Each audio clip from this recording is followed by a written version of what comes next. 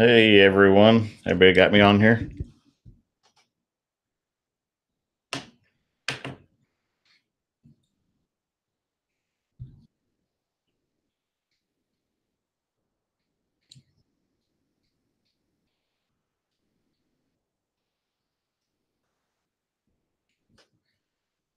see, I can't see how many people do we have on so far?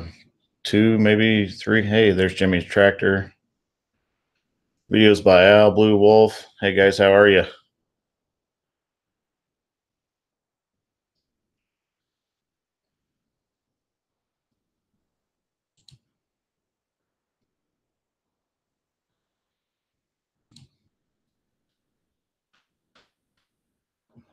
Hey, there's West Coast Alex. Petrojock 24. I was gonna make Jimmy with Jimmy's tractor a moderator on this live stream, but I don't know how to do it. So Jimmy, I'll have to do some research on that, figure it out.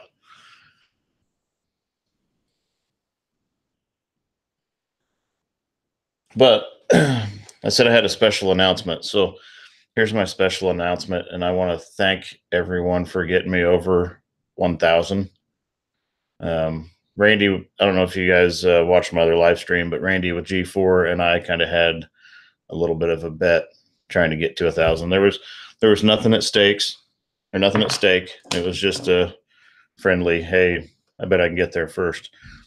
Well, Randy hit 1,000 on Tuesday, and then he dropped down to 994 on Wednesday, and then he shot back up to like 1,021 later in the day. So, let's see, Dickard with Dave. Click the icon next to his name and mine, and hit make moderator. Okay, hey, there it is. But so Randy beat me there, and I'm okay with that. Randy's been doing this YouTube thing since I think September of 2016. I just started in February. Um, so, and I'm sorry, I apologize. I'm pausing here and there. I'm trying to pay attention to what I'm doing or trying to multitask. I'm not doing a very good job of it. But anyway, Randy's been doing this for quite a while, and so he deserved to get there first. And more than anything, I was just trying to push him to keep uploading video and to keep producing content because he was starting to slow down. But also, I had a question by Videos by Al on the video of setting a house on a basement. So he asked, on the right stick, the cable and boom, does the stick have a rotary knob for speed ranges plus the movement of the stick? Hey, thanks, Josh. But to answer your question, Al, I can control the speed of the functions by going into the computer and pushing a few or selecting a few settings and whatnot. But I can't adjust the speed with a rotary knob or anything. Hang on just a second. My daughter's talking to me. What? Can I go get ice cream with Morgan? I don't care. So sorry about that. Life happens when you're in the middle of a live stream. But anyway, I can't adjust the speed with anything other than the amount of stick that I give it or the amount of movement I give the stick. But I can go into the computer and turn it down to a certain percentage. But there's no rotary knob to do it in live. Yeah, that too. Jimmy's tractor said the flag is backward. I was told by a scout leader on my last video, let me move this camera up a little bit, that the flag is indeed in the correct orientation now.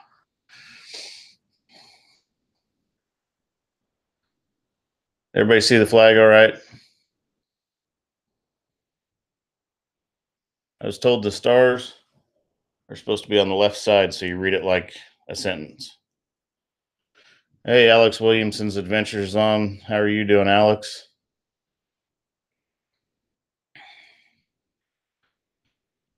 Okay, and then so today I actually remembered some things.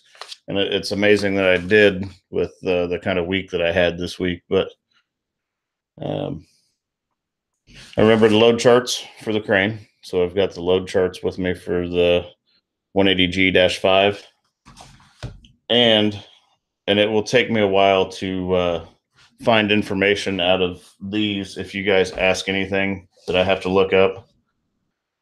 But this is the operator's manual for the carrier. And then this is the operator's manual for the crane portion. So it's two separate books. There's quite a bit of information in these.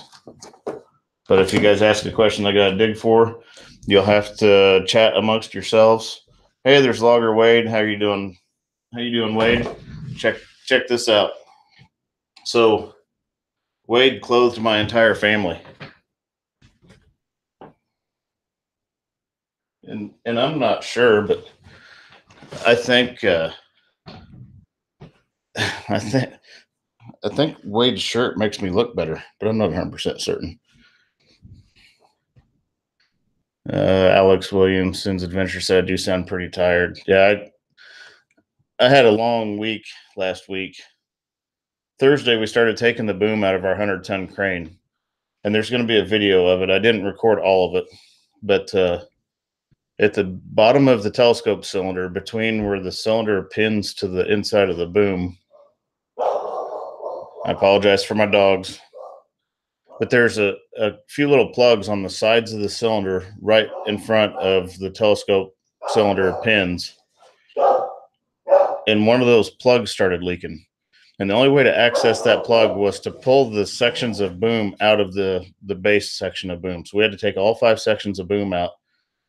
And then to access the pins, we had to boom the base section up to about 50 degrees, hook onto the cylinder inside with our 50-ton boom truck, lift up on it, and then stick a bottle jack in the bottom of the base section and shove the telescope cylinder forward 6 to 8 inches so we could get to literally a 10-cent O-ring. So yeah, that was about 11-hour day on Thursday, about a 12-hour day on Friday, all out in the sun. So let's see, Victor K, what kind of dog do I have? And what's his or her name? Actually, I have 2 dogs, Victor. I've got American Staffordshire Terriers, and one of them is a female named Hope, and she's almost, I think she's 9 years old. And then the other is a male named Gus, and he's not quite 2 years old. So if I can get her to come in here, I'll get her to come in. You guys can see her. Gus, he's pretty skittish. He's scared of everything. So Elite Earthworks is in. I guess you didn't go to dinner with your family this weekend. Blue line that blow. Yeah, that blue line that literally blows. It was blowing hydraulic oil all over the place. I mean, it was terrible. I told my boss that if he ever expects me to be a part of that process again, that I would probably quit working there. I've had a lot of comments on the flag, and I did that for Memorial Weekend, and I decided to leave it. I mean, I like it there. I may add a few other things around it, but you know, the flag's the center of our country. It's going to be in my videos.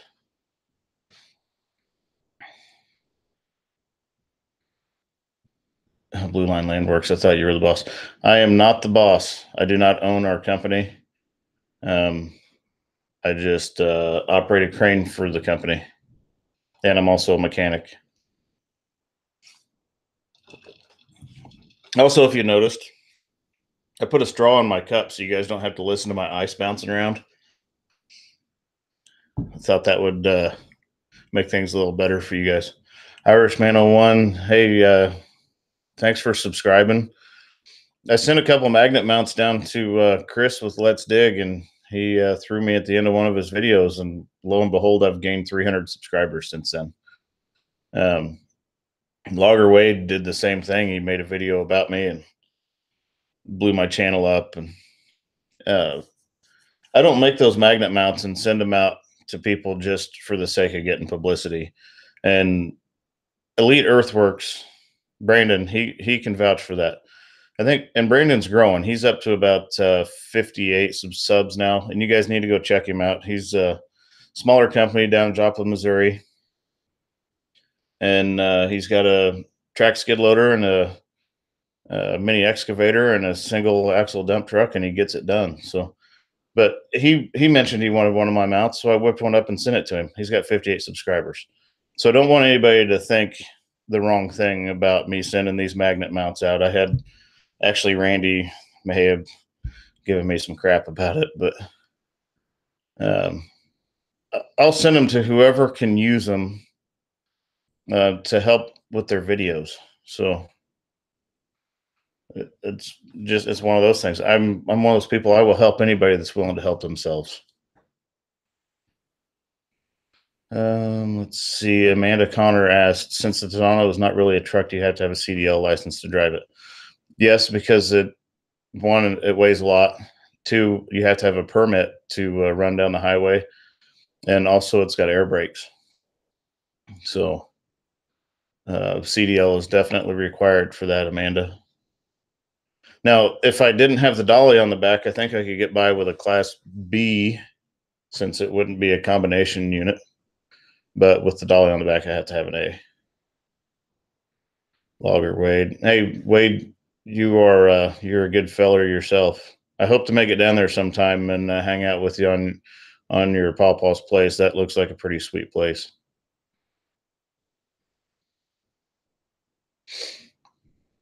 So let's see. I'm trying to follow everybody's questions here. If anybody's got any.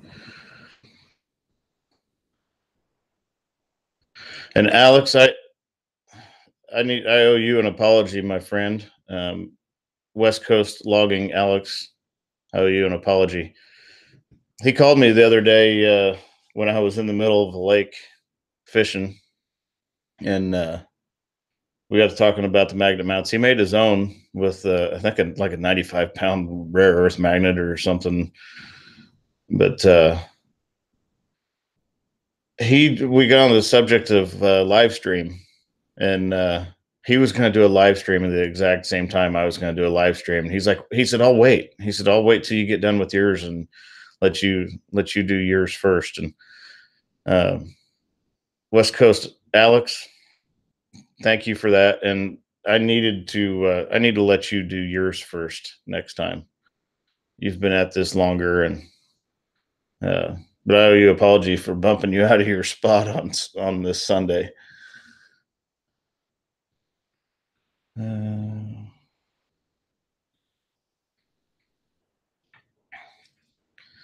So is my audio doing okay? I got a new microphone. I want to make sure I'm not blowing you guys out, and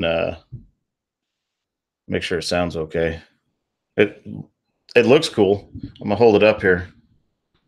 It's chrome. You can't beat chrome. So, well, I've got these load charts sitting here. I'm going to answer a question that I got on my other live stream a few weeks ago. And let me get to the page. It's going to take me just a second, I think. They wanted to know how much I could pick up as far out as it would go.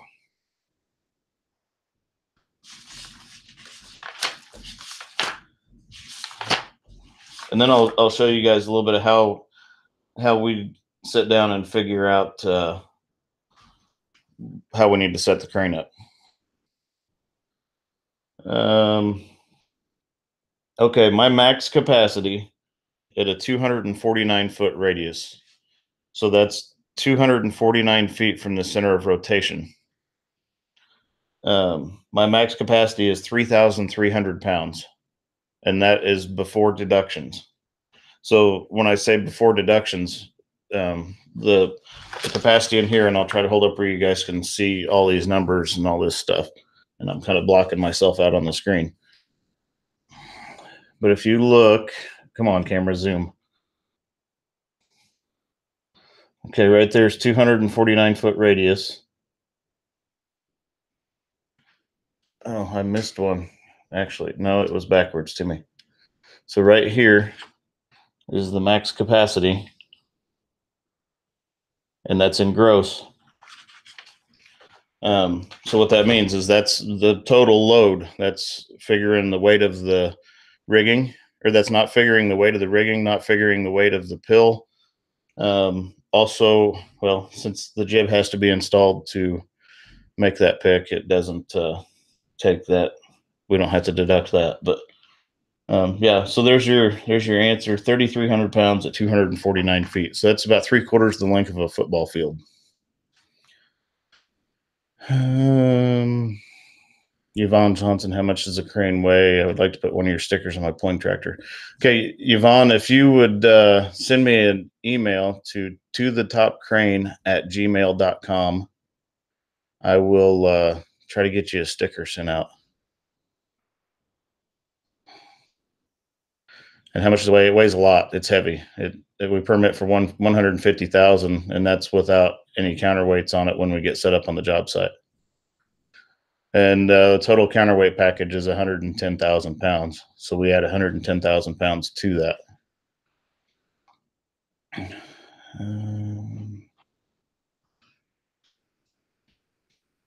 Logger weight, that's just at your boom then.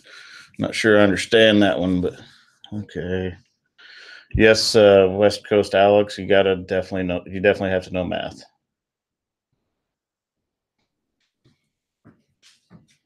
Hey, there's Ken Gamble jumping in.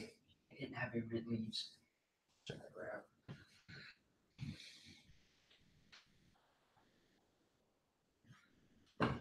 I'll also show you guys. Oh, the tip of the boom. That's to get that 3,300 pound capacity at 249 feet. Hey, where'd Maddie go? Hang on, everybody.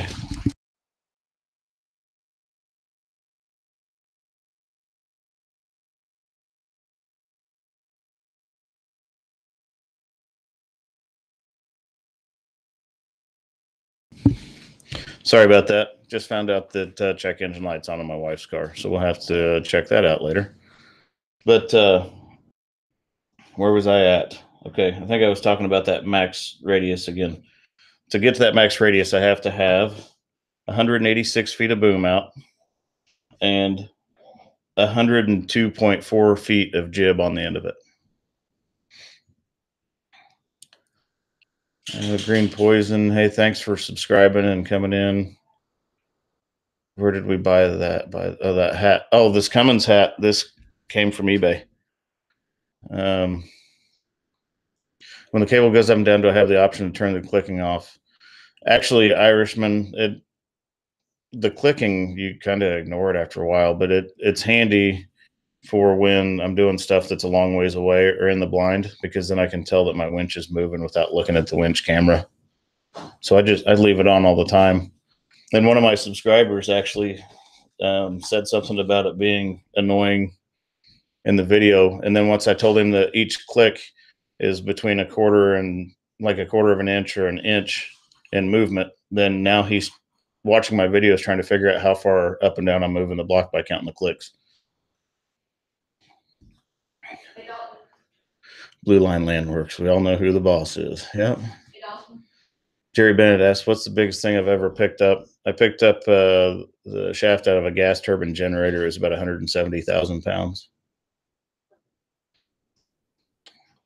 Logger weight. Yes, logger weight. There is a camera on both winches. And that's mainly just to watch and make sure your cable's not getting bird's nested like the cable on your skidder. Are those operating certificates hang on the wall? Actually, John, those aren't certificates of mine. Those are my wife's diplomas and certificates.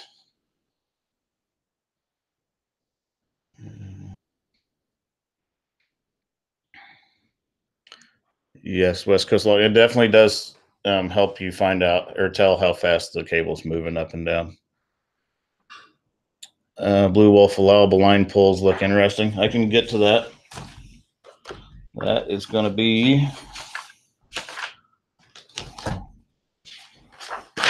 So in every set of load charts,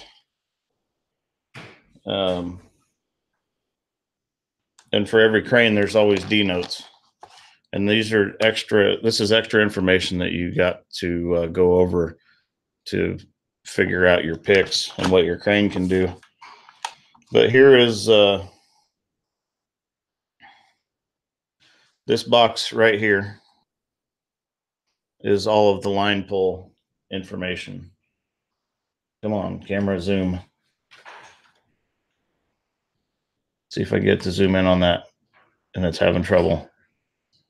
It's having a lot of trouble. Okay, so I'll read it to you. Maximum with single part of line 16,000 or 16.8 is what it says. It's actually 16,750.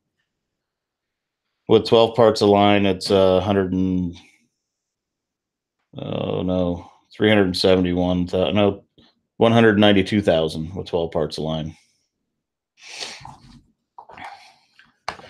I do have a job coming up next Wednesday that I'm going to be picking a 117,000 pound propane tank. So I'll try to get a block reeving video in there. I know you guys wanted to watch us reeve the block, so I'll try to get a block reeving video in because we're going to have 8 parts of line in to make that pick.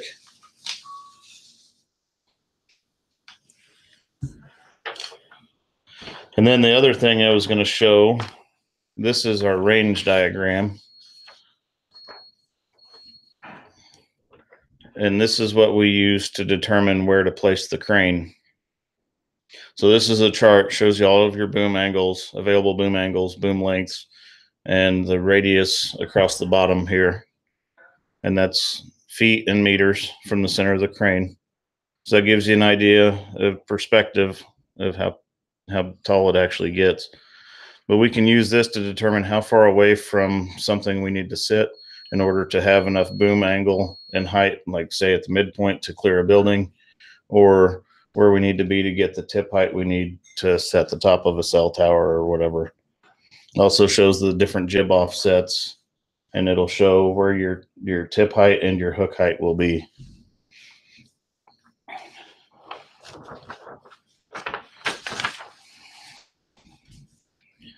Okay, let's see. What was the quickest pick start to finish? Like starting from driving in off the road to leaving, I would say we were in town. We already had the boom out of the dolly and the block was reeved hanging over the front. We pulled into a job that it was like 12 inches of concrete. So I didn't need any outrigger pads or anything. I just whipped it in there, pulled the outrigger beams out, set it up. And I think we were in and out of there in under 45 minutes.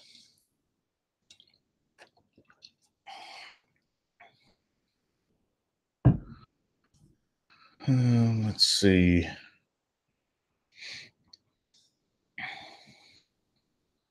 Turk 317, you need to get some more videos out, buddy. If anybody hasn't seen the few videos Turk 317's got, you guys need to go watch that. He is a journeyman lineman that works on high power lines.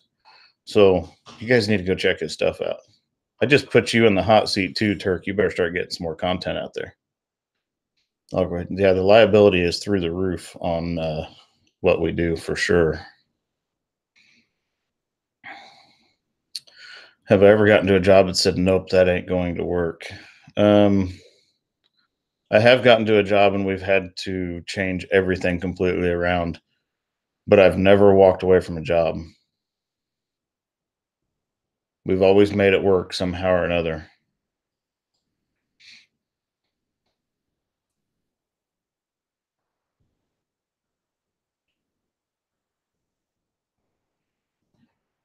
Videos by Allie. Looked for Turk last week and couldn't find him.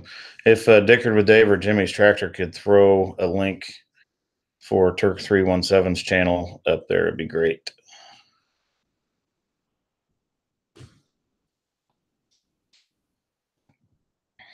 Blue Line Landworks.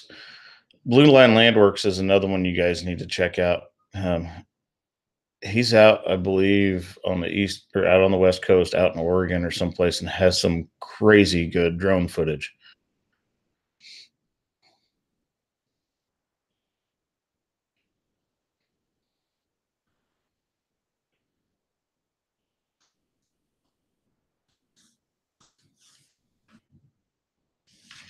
So let's see. What else do you guys want to go over?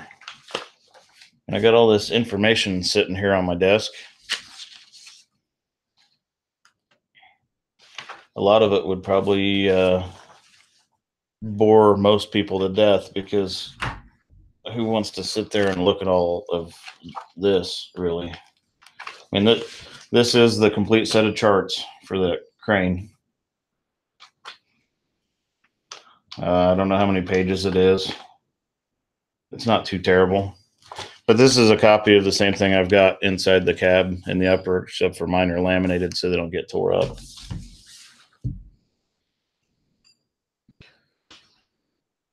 And you guys all keep talking about crane. I wish we had crane, or talking about rain. I wish we had some rain.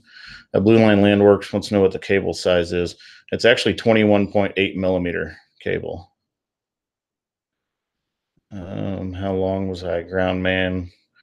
I was on the ground for about 4 years before I ever thought about getting into the seat. Mike Perigin, that's actually not draped over a window.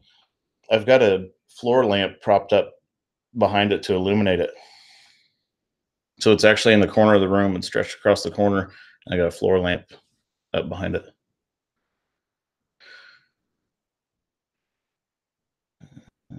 Let's see. New to your channel, G4 mentioned you. Looks like something my husband and I can enjoy watching together. Yanking with Sarah. Hey, my channel is completely family friendly. If you've got little kids around, you can watch it with little kids. But thanks for coming in and subscribing. Bedtime reading. This will definitely put you to sleep. Turk 317. He's been super busy building a new house, working 7 days a week. I did get the GoPro the other day. Perfect. Elite Earthworks. That's a good question. Do I visit the job site and then go back and plan? Sometimes I do. Sometimes I just roll straight out there. Sometimes I just look on my phone.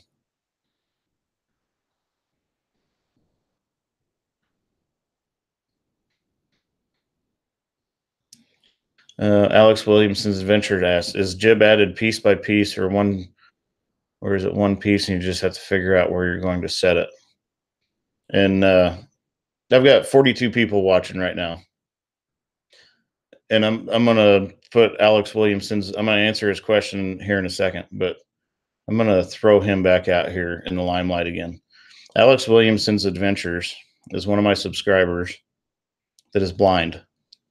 And that's why I've taken a lot of the music out of my videos. If you guys notice the new nitrous stuff that I added, I did that so I wasn't cutting the music and cutting him out of the loop. Although he did appreciate the music I was putting in there and he liked it, he felt like he was missing something when I cut to music. So that was my workaround whenever I'm fast forward and driving. Is I just leave the audio in it, and it kind of sounds pretty cool when the crane's going down the road, sounding like it's going 100 miles an hour, but it would never do that. The only way that crane's going to go 100 miles an hour is if you drop it out of a plane. But I would like all of my subscribers to at some point go over and check out Alex Williamson's Adventures channel, and if nothing else, just stop in and say hi. Now, to answer your question, Alex, it's added piece by piece. On the side of the crane boom, there's 43 feet of jib that's stored on this, or it's actually considered stowed on the side of the crane boom, and we can pin it and swing it. And then in order to get to 123 feet of jib, we actually have to split that 43-foot piece in half, and the other sections or inserts go in between those two pieces. Blue Wolf lineup count for pick weight. Okay, on this particular crane, we don't have to deduct for our parts of line. It's already calculated by the computer how much line is on the machine. I believe it's 1,100 feet, and that's 1,100 feet for both winches.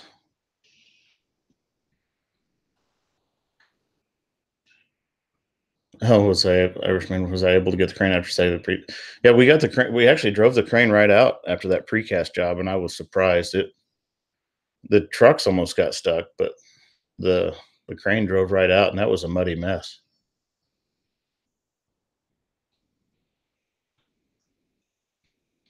Oh, there's Jimmy's tractor. Base ATF 180G-5 without counterweights, 124,296 pounds. Amanda Connor asked, do I have to get certified for each crane you use, or do you use a simulator to prove you can run a crane? The certification I have, it covers me on all hydraulic cranes.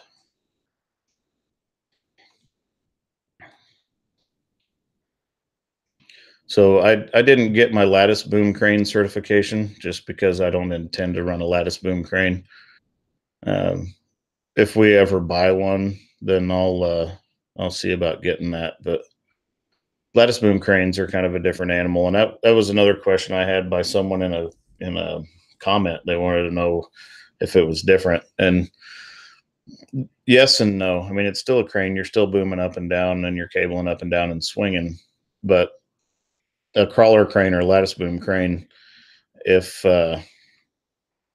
your pad sight's not perfectly level, you're fighting that thing the whole time you're in the seat. So if you're in the seat for a year on a job on a pad sight that's not perfectly level, it's constantly wanting to swing to the low side.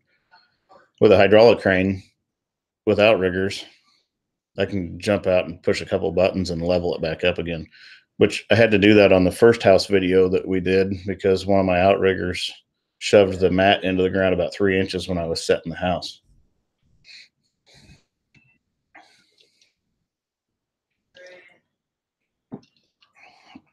Oh, and there's Blue Line commented about the voiceovers. I haven't done any voiceover on my video, and I don't know that I'm going to.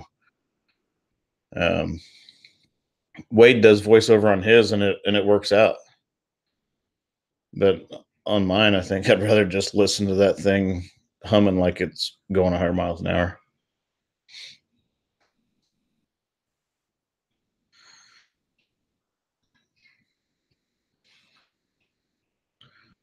Wow, I've got 39 people still tuned in. That's pretty good. I was gonna have G4 on with me again tonight, but he bailed on me and went fishing. So Randy and Andy are partnered up on the channel G4, and Andy mows grass and goes fishing. That's it. And I think he got his hooks into Randy, and they took off and went fishing this evening. Blue Line asks, have I ever seen a crane tip in person? I've seen some crane disasters pretty close to when they happened. I haven't actually watched one go over in person, but I watched one that was really close to going over. And actually, I have footage of it, and I'm not going to post it. And for that, I apologize. But I'm not going to post that because some people could get in trouble. And I am not all about getting people in trouble. Leader is works. I'm sure he's not running a trimmer somewhere. I'm pretty certain Randy's not running a trimmer somewhere. He does not care for trimmers. After 10 hours on a trimmer, he told me that he could barely walk.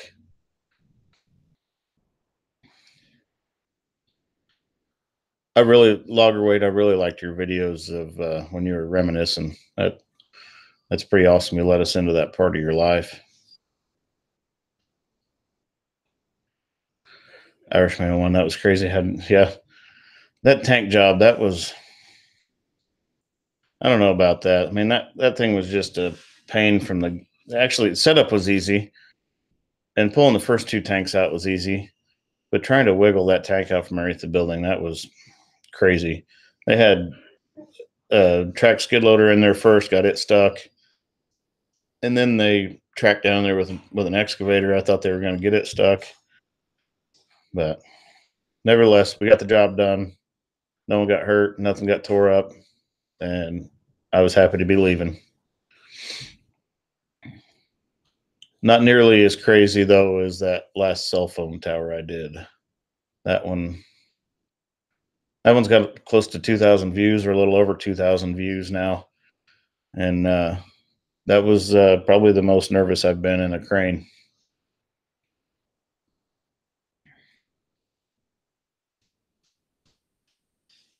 lead earthworks. I think I could have got it out with the loader. The trouble, they tried getting it out with the loader, and that was sand in around those tanks, and they just kept shoving the sand out from underneath the loader bucket, and the tracks were just spinning. It was bellied out.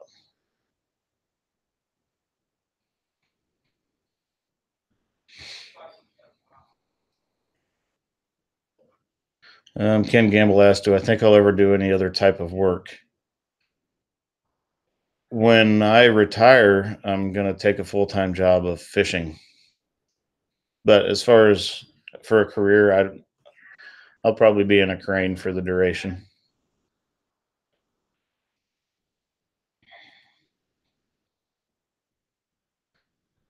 Blue Line asked, Wade should do stand up.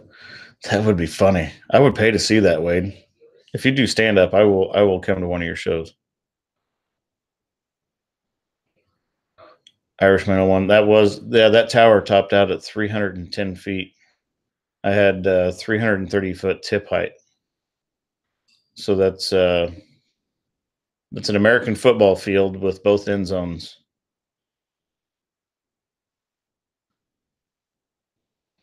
West Coast Alex asked. I don't work away from home a lot. With the company that I'm with, I'm home every night for the most part. We do have a job coming up out in the middle of Kansas that I'm probably going to have to pull an overnighter, but that one, that'll be the first time in 2 years I've stayed away from home. Mark Roberts getting ready to head to bed. Hey, thanks for stopping in, Mark. Go get some rest. Getting in at 3:30 in the morning is no good. Logger Wade, if I drank enough, standing up would be comical. Wade, if you drink enough, I don't know that you'd be able to stand up. What's that in metric? Oh, just a second. I will find that for you.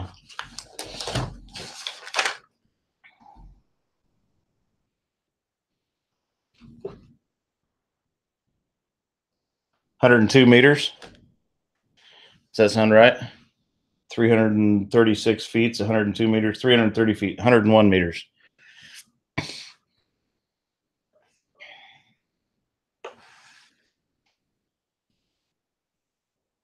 No.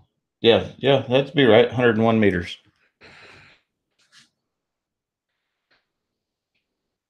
I'd absolutely watch Logger Wade do stand up comedy.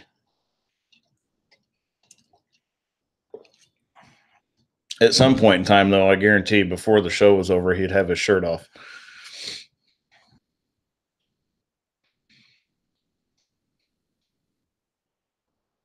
I think Wade sent me the only shirt that he wears because he doesn't wear a shirt anymore.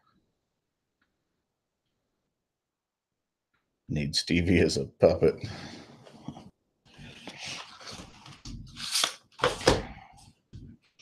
So I've got some videos coming up. I didn't post much this week. I got kind of lazy because it's been hot and I've been busy. I'm gonna answer this one real quick. Irishman asked if I still hate cameras. I'm getting used to it now. It is what it is. But I didn't post a lot this week. I think the last video I put up was that air conditioning unit with the 5128. I've got some video or some footage. I had to take the front axle out of our little 4-ton Broderson crane and fix a hydraulic leak on it. And then, funny story, got sent out to do a job at a local sand plant. They dredge sand out of the Missouri River. And this company has a few facilities around Kansas City and then one about a mile or so from our shop, maybe 2 miles from our shop. So I get told to come in at 5:30 in the morning, get my permits, head to Kansas City, go do this job at a sand plant. I pull in at the sand plant at 7 a.m. and the plant manager walks out and says, "I didn't schedule a crane." I'm like, "Really?"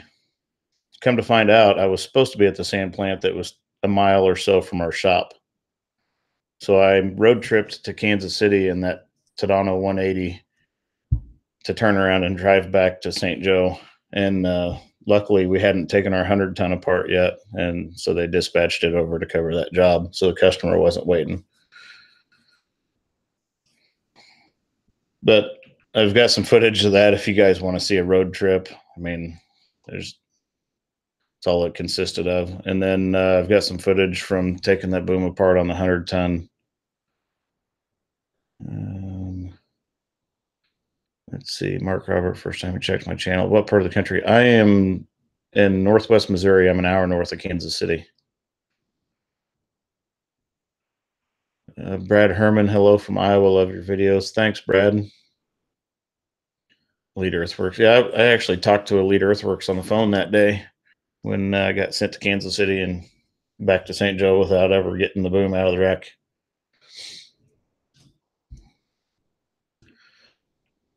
All right, West Coast logging. Alex, go put some food in your belly. Thanks for stopping in.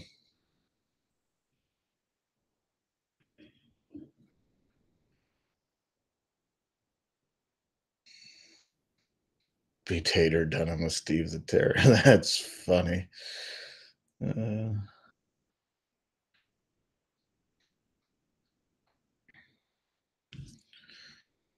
How's that broken magnet mount doing, Wade? Do I need to send you another one?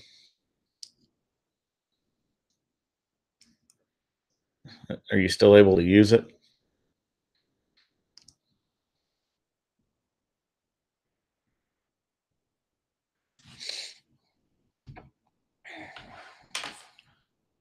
So West Coast Alex, if you want 2 weeks from this Sunday at this same time, I'll give up my slot. But I'm trying to get kind of on a milk route where I'm doing them every 2 weeks at the same time on a Sunday, so everybody can tune in. They know when to expect it. But if you guys, I mean, if you want them less frequently, let me know. Lead Earthworks mount is fine. It's just cracked GoPro. I guess that broken mount matches his broken camera.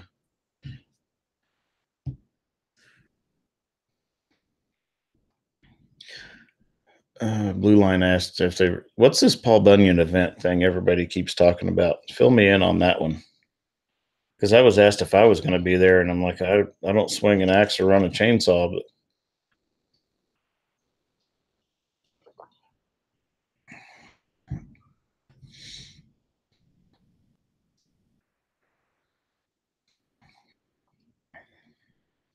so who's got fast typing fingers that can fill me in on that? Oh, it's a logging expo.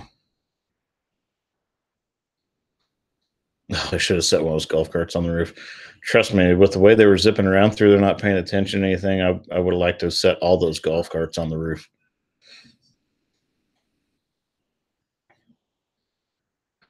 Beginning of October. Where's that at?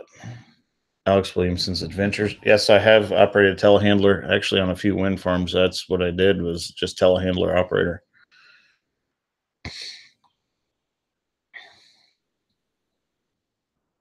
That's the question I was after, Lead Earth, or the answer I was after, Lead Earthworks. Where's it at? Ohio.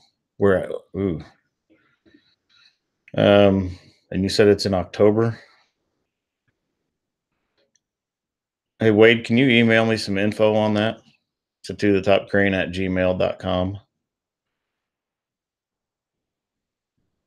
And Lead Earthworks, I'm thinking if you want to come up from Joplin, we can jump in the old Ram and road trip. It'd be kind of a fun road trip. I've never met Brandon with Elite Earthworks, but he's 3 hours or so south of me.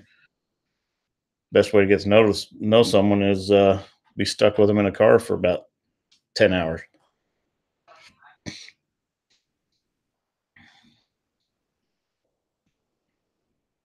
It's a long drive from the Midwest. Yeah, I'm up for a good road trip though.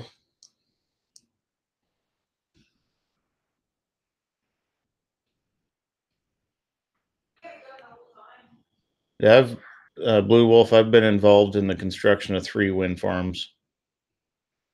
The first 2 I was in a telehandler. That was before I really jumped in the seat of cranes, and then the third one I went out running a telebelt, pouring the concrete foundations for the wind turbines.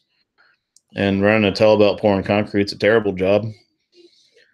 And so then I ended up getting in a crane and doing offloading the parts. Hey, Wade, have a good evening. Thanks for stopping in. And if you wouldn't mind, shoot me some of that info to my email about that Paul Bunyan deal.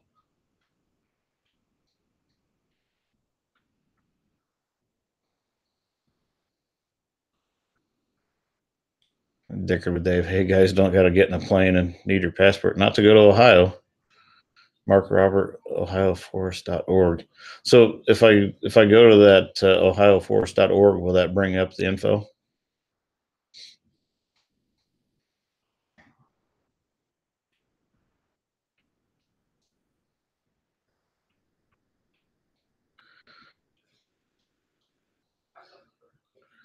Let's see. Blue Line Landworks. The only crane's been around setting trusses. I've set a lot of trusses.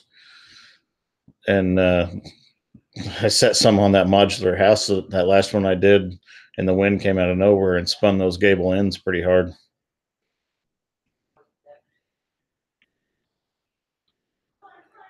Hey, have a good night, Wade, and good rest of your weekend. I'm sure I'll chat with you sometime this week. Okay. Yeah. Thanks, Mark. I'll check that out. The ohioforest.org. I'm going to write that down so I don't forget about it.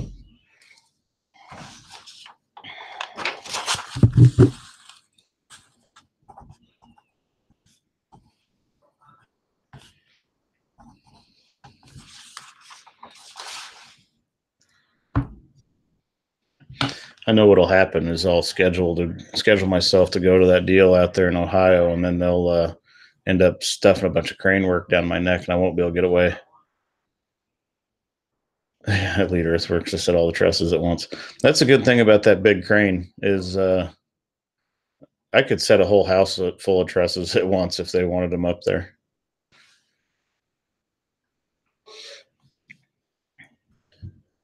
And the other plus to that is the wind wasn't affecting the crane, but it had a pretty nasty effect on that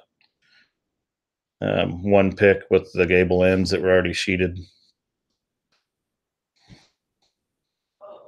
That pick actually should have had a tagline on it, but when it left the ground, it wasn't that windy or wasn't as bad, and then it just started gusting. And that one, that's why I set it down. I didn't care if it went through the ceiling of that house. I was getting it set down before that guy tried to grab a hold of it. Josh Wellner, he's back. No, the winch brakes are hydraulic.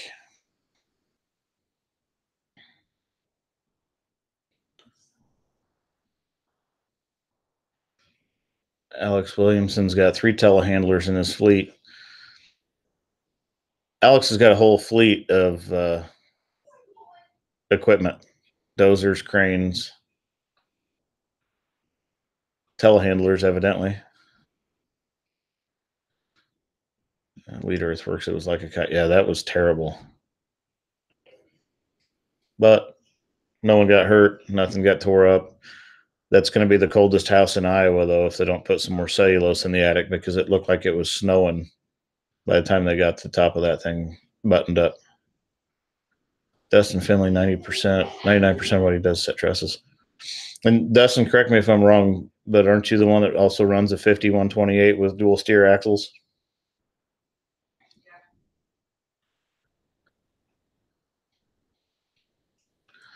Amanda Connor, with all the modern technology, I know it makes it safer to lift, but does it also cause more headaches?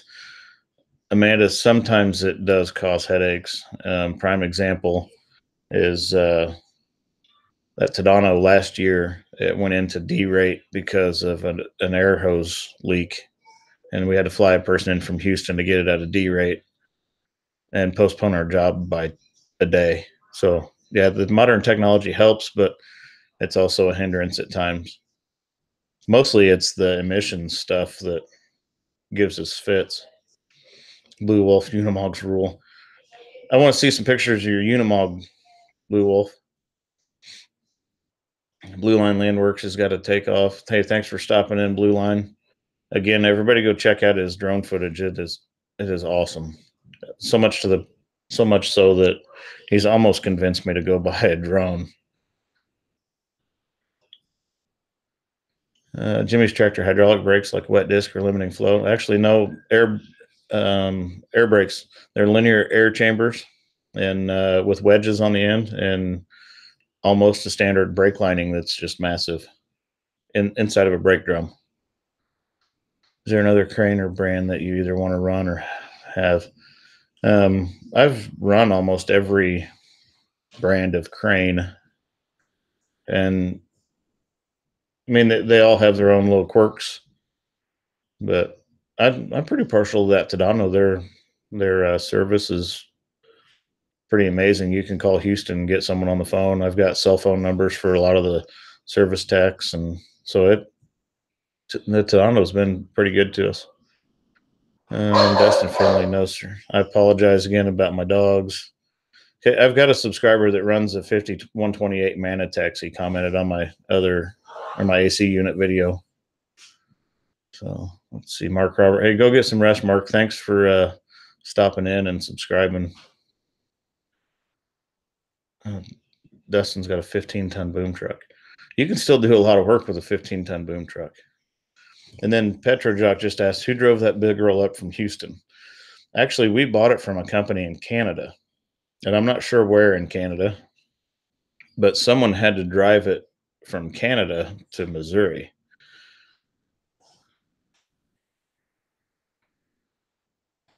That emission stuff is a joke. Yeah, Irishman. I went on a pretty good rant last time, on my last live stream about emission stuff. Elite Earthworks are Tadano from Japan. Some of their products are from Japan, but their ATFs, which is the all-terrain cranes, they're made in Germany.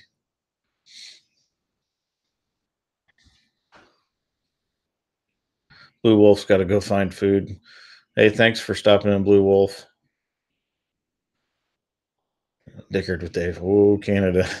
That's where it came from, was Canada, eh? And I think it got held up at customs for about a week or so. They were trying to get it down to us, and it got held up for about a week.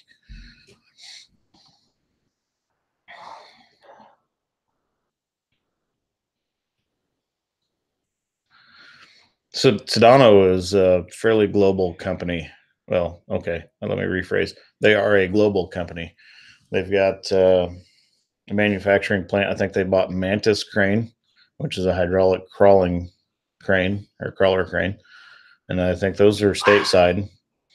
And then they've got their all-terrain cranes, like what I operate, which are built in Germany. And then their other cranes, like their rough terrain cranes, are built in Japan. They also build dump trucks and forklifts, all kinds of stuff. Mike Perrigan, hey, thanks for stopping in.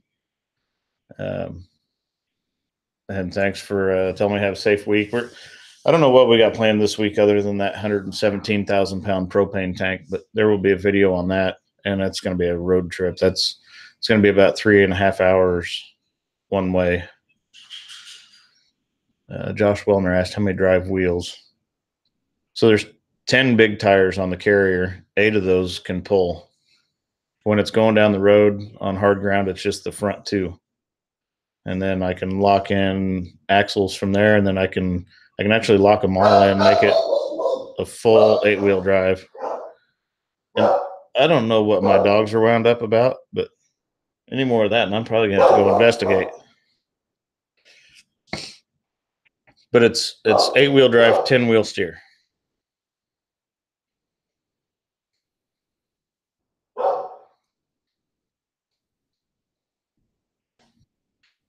Oh, I know what my dogs got wound up about. My daughter just got back from getting ice cream, I believe.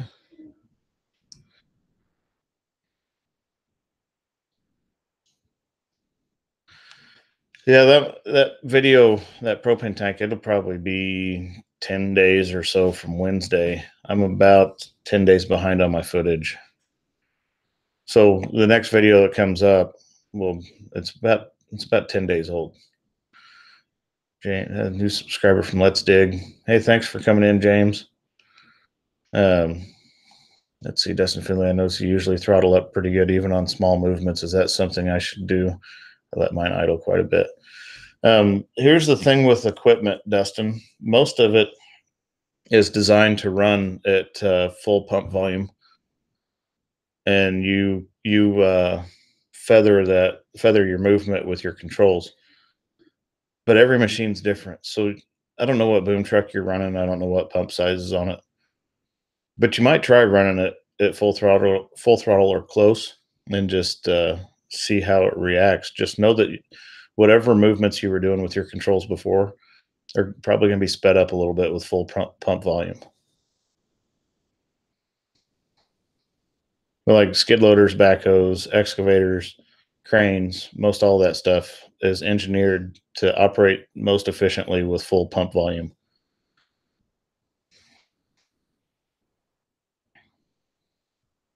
But that, like I said, every crane's different. The crane that I operate, it'll do every function at idle. It doesn't do it as fast as what it does with some throttle, but it'll do every function at idle. But it's more efficient with it at full throttle or three-quarters throttle. It all depends on what I'm doing. I control my winch speeds and boom up speeds with my foot and my hand. So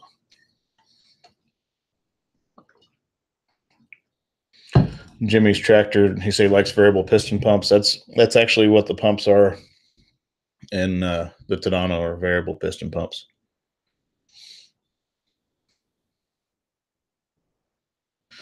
Elite Earthworks, he runs his Takeuchi wide open. That's the way you should run your skid loader and your mini excavators, wide open. And Elite Earthworks, how's that mini excavator doing? Have you run any fuel treatment through it? See if you can get rid of that dead spot.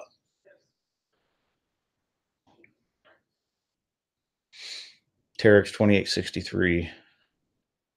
I would say, and that's a stand-up rig. Um, I'd say stand on the throttle and see how she does. I wouldn't do it when you're trying to do something really precise and doing it for the first time. I mean, if you're good and smooth with what you got, I would uh, I would stick with doing what you're doing first go around. But if you have a little bit of time where you can just swing it around and play with it some, I'd stand on the go pedal and see how it reacts.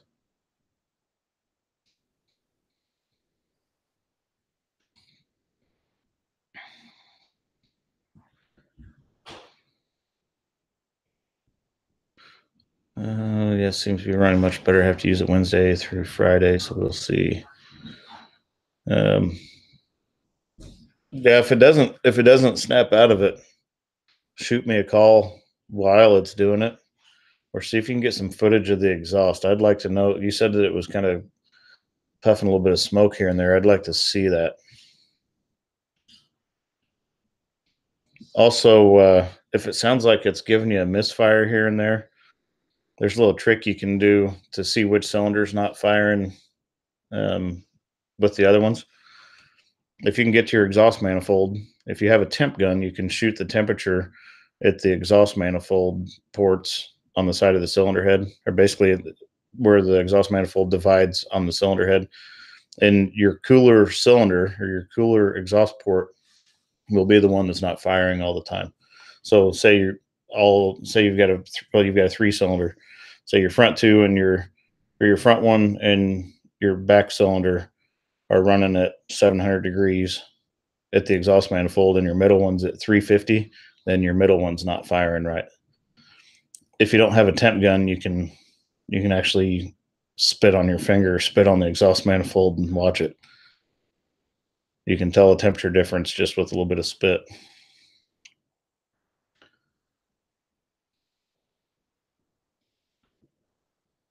Uh, Dustin put a GoPro on the ball for a job.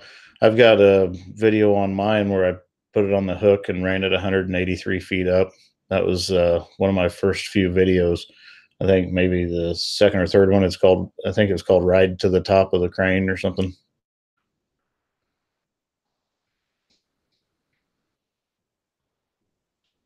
How many jobs have I showed up to and I said no cameras?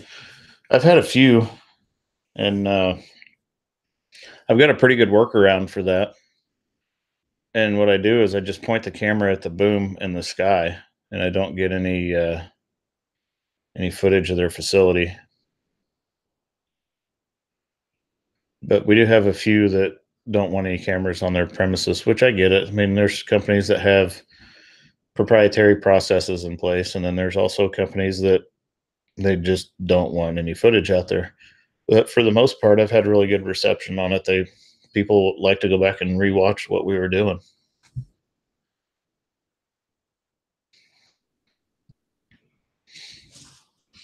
Jimmy's Tractor said the Syntec temp gun is only $20.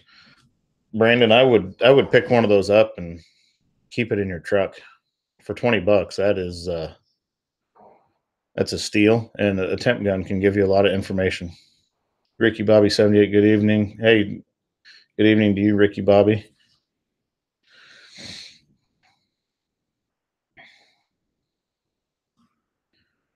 I would like to have one of those FLIR guns that Logger Wade's got. That's infrared. They're about 300 or 400 bucks, I think. Hey, thanks, Irishman, with the camera angle on the dock job. And you guys will get to see that dock job again this fall. We'll have to go back in and take that camera or take that dock back out.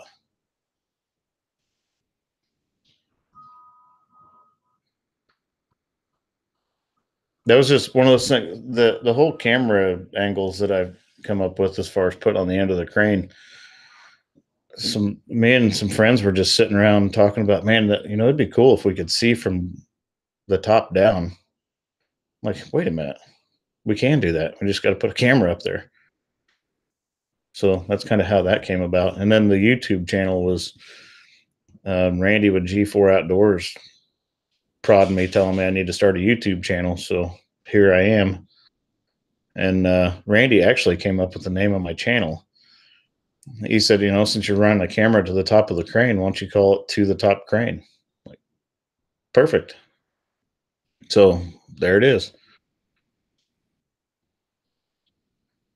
Elite Earthworks. Yeah, definitely pick up a temp gun. Keep a temp gun in your dump truck. You can diagnose everything from failed hydraulic cooler, um, bad final drive or planetary, a bad U joint on your dump truck, all kinds of stuff with a temp gun.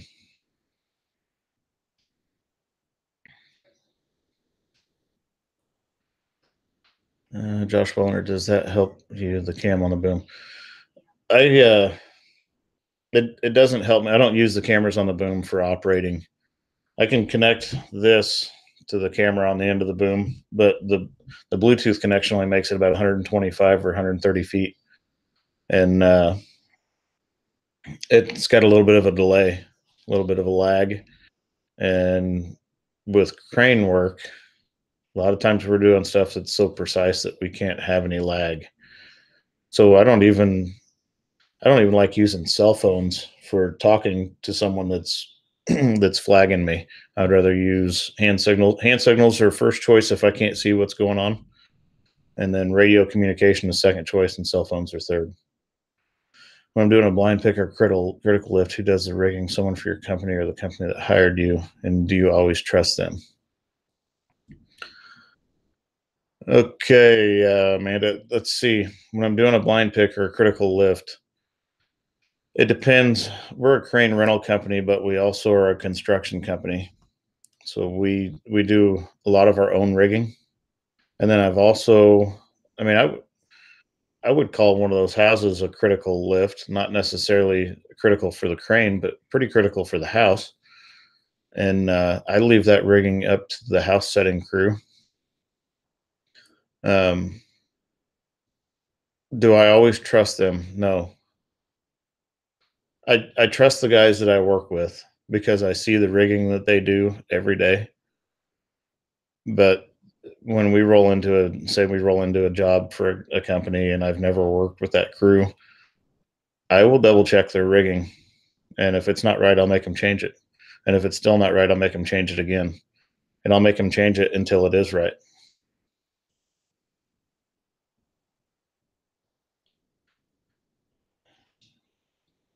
Irishman only struggled with this channel name for a little bit. Hey, I like your channel name.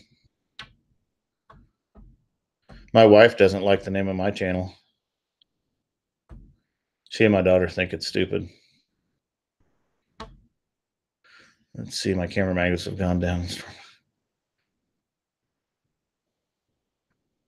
Yeah, I'm glad those magnets are working out for Chris because he's always had a cool channel, and it's what makes it cool is he is such a precision operator in that excavator. He and I'm not kissing anybody's butt. Oh, there's my daughter. Hi, Maddie. I'm not kissing anybody's butt, but Chris is one of the best excavator operators I've ever seen in all my time of operating equipment. For him to be able to get footage that he's getting now with those magnet mounts will probably boost his channel even more than it already is. And he's got 119,000 subs. And I never said it was stupid. Oh, my wife just corrected me. She said I never said it was stupid. I said I wouldn't have picked that name. She said she wouldn't have picked that name. Randy.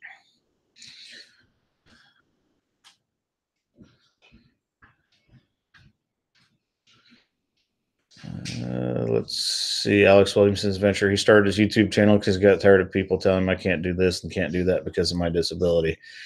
Alex is definitely overcoming his disability of not being able to see. Irishman, how many times did I have to stop because I didn't understand someone's hand signals? There are times when I've had to stop. I don't know how many times that is, but if I don't understand what someone's trying to tell me, I don't make a move. Now we've got set OSHA standard hand signals, but the OSHA standard also says that you can do you can use whatever signals you want. You can make up signals as long as everybody's in agreement of what they mean. So the standardized hand signals aren't carved in stone. We can do whatever we want for hand signals. But if I don't understand what someone's telling me, I don't move. Or if they stop signaling me when I can't see the load, then I stop running the crane. And a lot of times I'll have people look at me like, well, what did you stop for? Like, well, what did you stop signaling me for? Oh, Elite Earthworks, I got caught. I did get caught. Yeah, Ricky Bobby. Oops, the boss just put you right here. Yep. James Burns. I would agree, James. He is a very amazing operator. He's also a very down-to-earth guy. I had to find him on social media and message back and forth with him a little bit to figure out where to send those stuff or send those things. But Chris is very down-to-earth, just like Wade. When you guys watch Wade, that is Wade in real life. Because I've talked to him on the phone. He sounds exactly the same on the phone as he does on his videos. So don't think that there's any kind of showboating or anything going on with Wade. What you see is what you get. Let's see, Jimmy's tractor. When you get sick, does your wife give you antibiotics? Actually, Jimmy, when I get sick, I drink whiskey. And then I go to bed.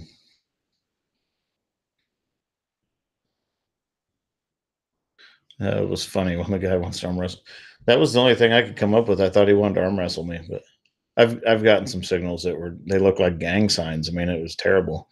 And I just sit there and stare at them with a dumbfounded look on my face until they come talk to me or we figure it out.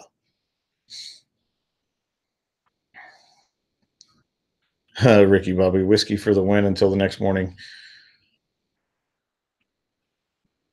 One thing though is I will not drink a drop of alcohol on a work night.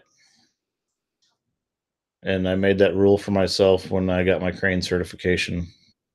Is I refuse to drink a drop of alcohol on a work night.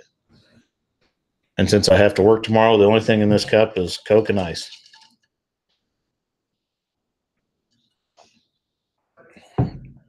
Katie says I'm her spirit animal drinking when sick. I don't get sick very often, and I have a theory about that. And my wife doesn't agree with me, but my theory is, and I'll have a few drinks every weekend. And here's my theory on that. Before they draw blood or give you a shot, they use an alcohol wipe to clean your skin off to kill the bacteria that is on your skin before they break your skin with a needle. My philosophy is, doesn't alcohol work the same on the inside?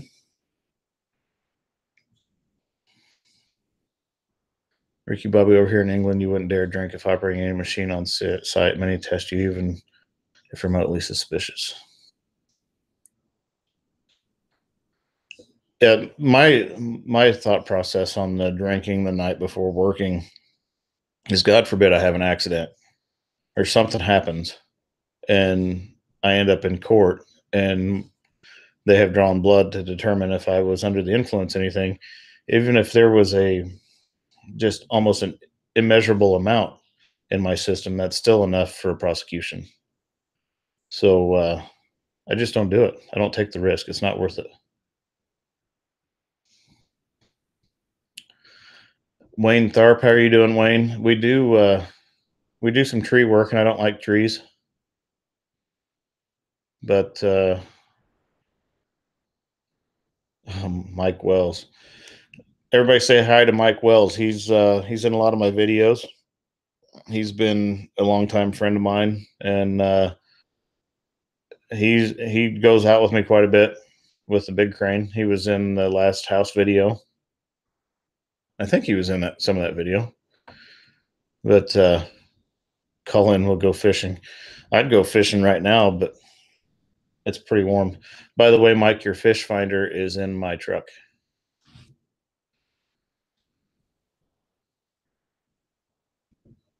But back to Wayne Tharp's question about taking down trees. I don't like trees because they're um, hard to calculate. And if you've got a bad arborist, they can make it a bad day for the guy sitting in the seat of the crane. Same thing with, I guess, of the crane operator. If you got a bad crane operator, you can make it a bad day for the arborist. But I just don't like trees. And yes, Wayne, that is because of how unpredictable they are. I can calculate weights. I can calculate, where I'm going to set the crane up and whatnot. But if you have some guy that is trying to get through a big tree and he lops a trunk off, 10 feet longer than it should have been and pulls your crane over, then that's a problem.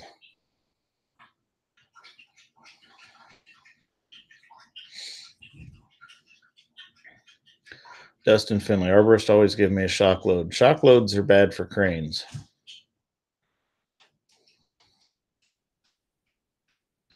A good arborist will watch the cut as you're coming up with it and as he's cutting it. And if his cut's closing, he'll have you put a little bit more tension on it. And if his cut's pulling apart, he'll have you come off of it a little bit before he cuts all the way through it.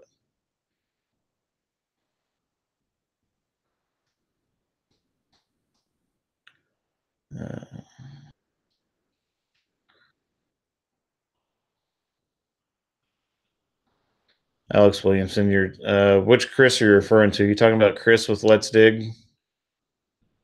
Chris with Let's Dig doesn't check his YouTube messages very much.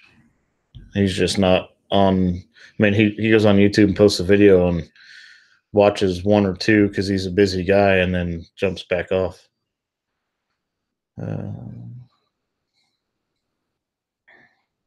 Josh Wellner, crane guys tell the cutter where to cut. That's the way it should be. But I could tell an arborist where to cut, and if he's trying to work his way through a tree and adds sometimes 2 feet of tree can make all the difference, and decides to add 2 feet to the cut so he can make less cuts, therein lies the problem. Videos by Al, who pays when he pulls the crane over? I don't know. I mean, that one would probably be up for debate, but I can tell you, if I had an arborist that made a mistake and pulled the crane over, he's going to pay dearly with the butt kicking he's going to get if I survive that crane going over.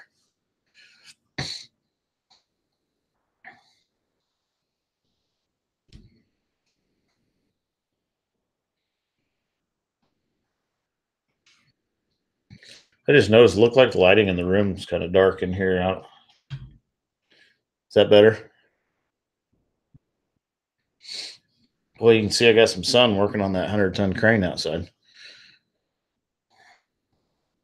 Irishman and some bigger tree companies have their own cranes. They can have their own. I hope they all have their own cranes at some point because I really don't like doing trees. I don't like trees, and I don't care too much for demo work. But at least demo work, I can calculate that out easier than a tree.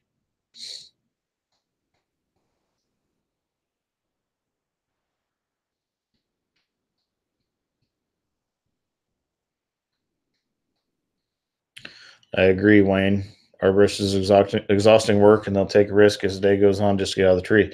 And one thing I've seen, and I'm not bagging on arborists. I mean, there's a lot of fantastic arborists out there that, I mean, I would, I'll swing a tree for them any day of the week. But there's also some arborists out there that will pass the risk on to the crane operator just so they can get out of the tree faster. Mike Wells, haha, trusses and cell towers. You love it. If I ever do another cell tower again, it'll be too soon. Now I'll do a 250 footer all day long. 310. I'd just soon take those inserts that we've got for that 180 and turn them into a bridge somewhere for some farmer. Let's see. Yeah, the grain elevator demo, that wasn't bad. We had our own guys on it. I trust those guys rigging, and it went really smoothly.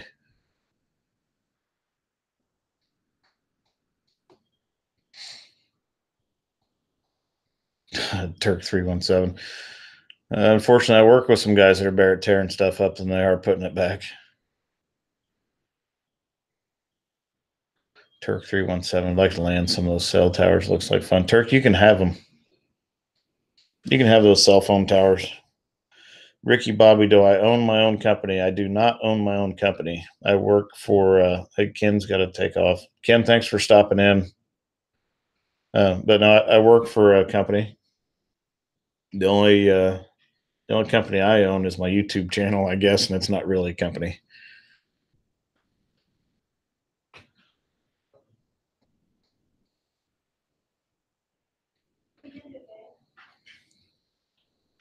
But no, I do not own the cranes. I am not the boss.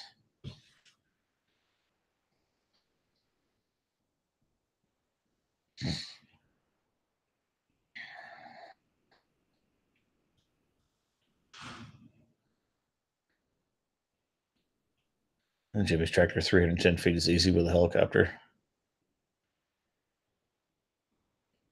Ricky Bobby, yes, those cranes are very expensive to buy. And kind of touching on Petrojock's heading out. Hey, thanks for stopping in, Petrojock. But kind of tagging on to what Jimmy said with 310 feet easy with a helicopter. 310 feet or 330 feet of tip height. It's a lot for a crane, but it's not a lot for a bigger crane. So the size of the crane and the tip height is all relative. So to put 330 feet of tip height up with that 200-ton Tadano is a lot. But if I put 300 feet of tip height up with a 900-ton Liebherr, it would be a walk in the park. So it's all relative to the size of the crane. Irishman 01. With all these cell towers, you'd think we get better reception. True. If I could develop a cell phone that never dropped signal, I wouldn't ever set foot in a crane again. Oh, Irishman. I own a crane saw box. I didn't like the color. Yeah, it's not the same color scheme. I'll drag it out again for everybody that hasn't seen it. It's not the same color scheme as the one I operate. So I don't know. Maybe I'll paint it. But it's a pretty good rendition. I got to basically set on the floor to get it all in here.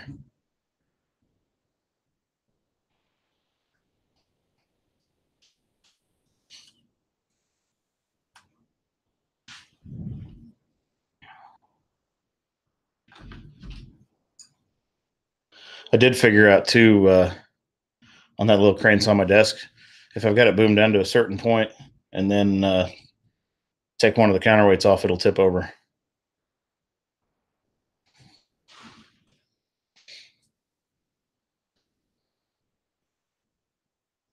Dustin Finley, everything's relative. Your load chart compared to mine's pretty much blows my mind.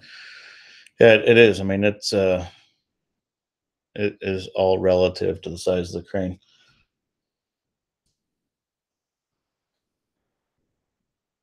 The person, I don't remember who it was. I'm starting enough subscribers. It's hard to remember who all asked what questions on my comments, but I do have a subscriber that runs a 5128, just like the one I used to set the air conditioning units in my last video. And it blew his mind when I told him that the 200-ton Tadano would pick 60, I think it's 60,000 pounds at 65,000 pounds or so at 60 feet.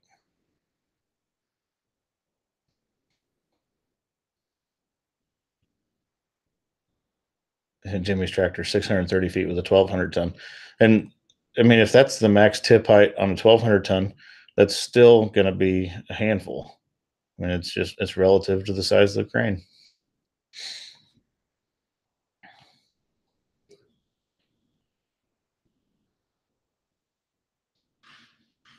Dustin, do you have a jib for your 15-ton boom truck?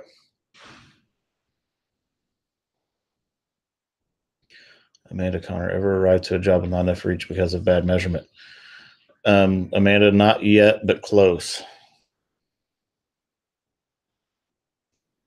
I actually, when I did that long reach job a few weeks ago, Mike was out there with me. I think we only had about 8 feet to spare before we had to start putting inserts in.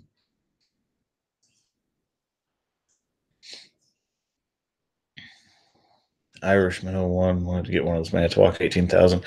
Those big die casts are very expensive. Dustin Finley, 60-foot radius, he's about 1,200 pounds. That's still quite a bit for a 15 ton.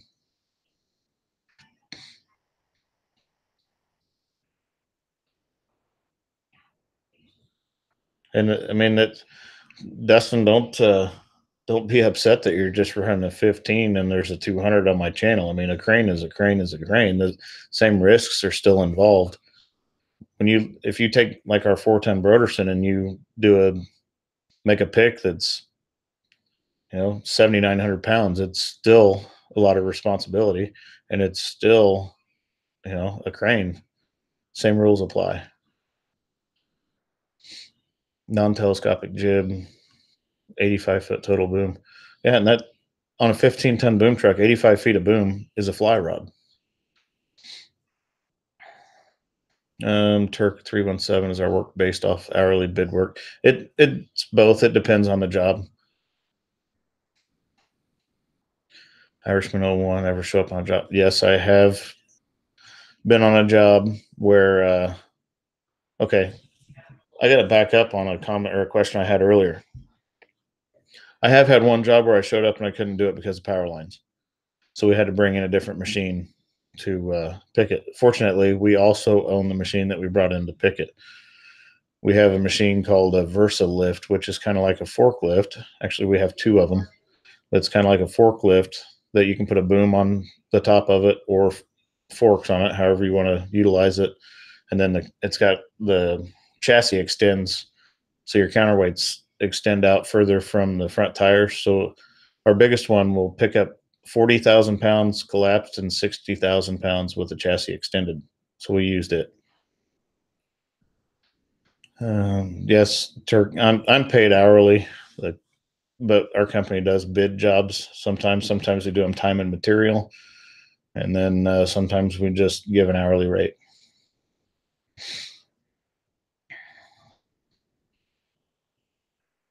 Ricky Bobby, just curious, excavators, you have to have different tickets for different weights of machine. Do you have to have different or extra tickets to work bigger cranes? So when you're referring to tickets, are you referring to like certification? Because the certification I have covers me on all hydraulic cranes, small from our 4-ton clear up to a 1,200 ton, whatever.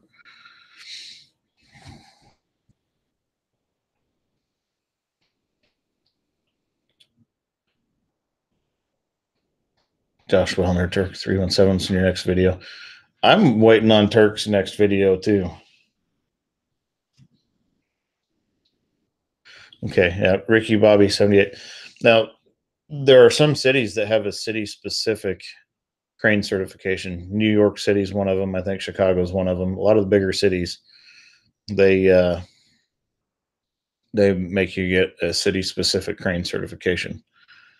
But the crane certification I have, I can run everything from a 400 ton to an 11200 Liebherr and still be certified on it.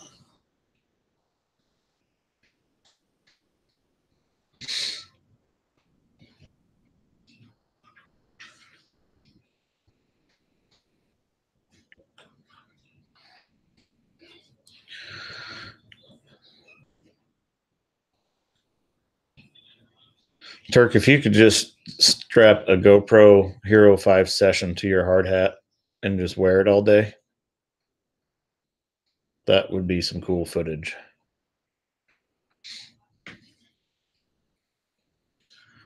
Actually, Jimmy's Tractor said Groves get huge. I think Liebherr holds the title for the largest hydraulic crane. If Mike Wells is still on here, he will confirm that or deny it. But I think Liebherr holds the title for the largest hydraulic. Tadano, they make a 600 ton. I'm not sure what Grove's biggest hydro is. Ricky Bobby, as far as I know, there's no certification in the United States for excavators, forklifts, and cranes for sure. Actually, cranes, a lot of places you don't even have to have certification for that. Okay, Jimmy's Tractor, Liebherr LTM 11200. Yep, that is a big one. I've got some pictures of one with the boom folded in half on a wind farm that I worked on. They were setting a rotor and wind caught it, and the operator got swung away from the tower to keep it from crashing into the tower because there was guys in it, and the boom folded in half right above the base section.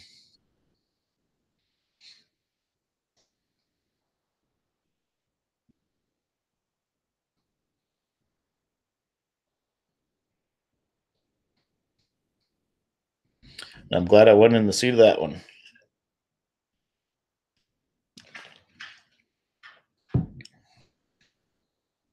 I don't know. Maybe I'll pull that picture up where you guys can see it. If you guys want to talk amongst yourselves for a minute.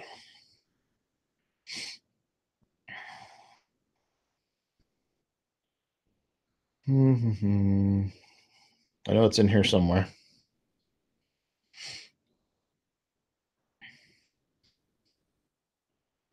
Just gotta find it.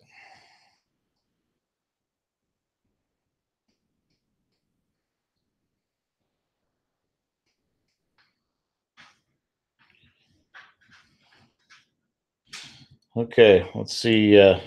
See if you guys can see that. That was before.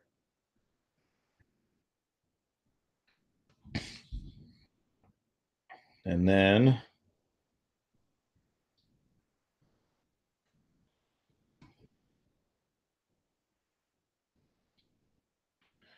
that was after. So hopefully my camera's zooming in on that all right. So right here is the stationary portion of the base section of boom, and then it runs over, got the heavy lift wings on it, and then the jib was out here on this end.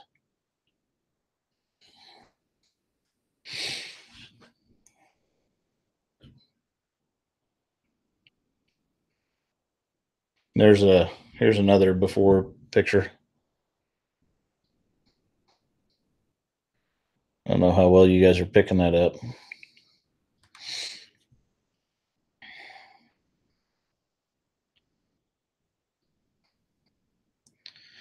So yeah, that's what happens when the wind catches the rotor on a cell tower or a cell tower on a wind turbine.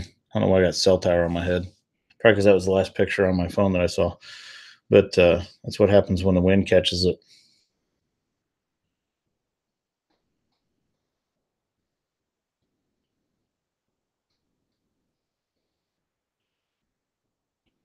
Oh, James Berger. That was that the crawler crane that used shipping containers for counterweight. It was like shipping containers full of gravel or concrete. Yes, videos by Al. He did miss the tower. He swung away from the tower and it folded up away from the tower.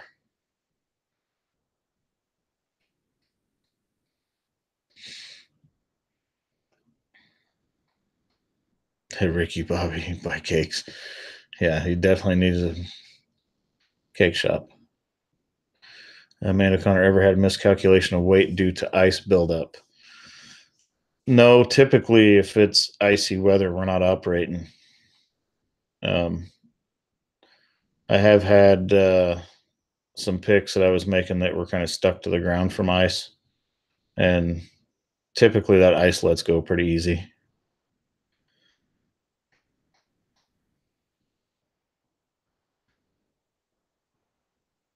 Irishman 01. Yeah, that's um, forklift. You need to be certified for forklift, and I never understood that. The OSHA has required forklift certification for a long time. Cranes, it's still not a requirement. It's supposed to be required, I think, by the end of this year.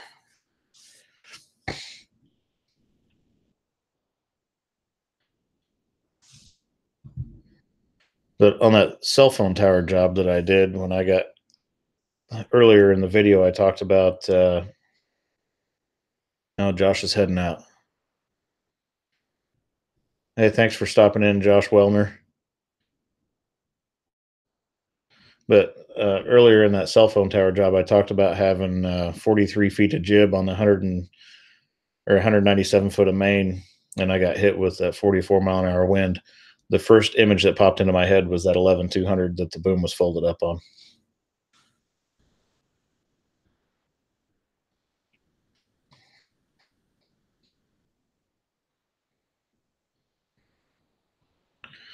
Elite Earthworks got to head out. All right, Brandon, have a good night. Everybody go check out Elite Earthworks channel.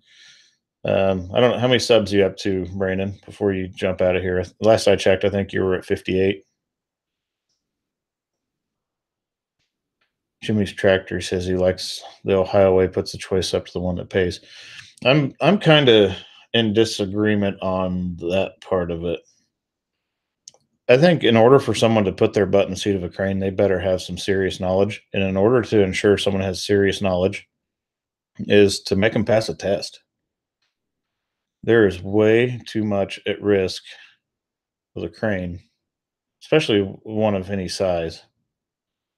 I mean, if you've got 100 feet of boom out, anybody within a 100-foot radius of that crane in any direction is at risk of that crane. Actually, probably a little bit more than 100 feet. So whoever's sitting in that seat, if there's 50 people within that area, 50 lives are at stake. So that person better have their stuff together.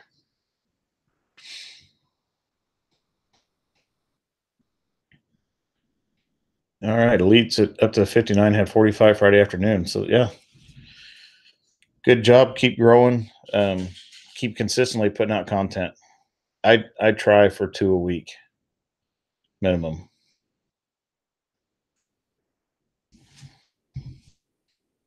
Chris Rowland agreed.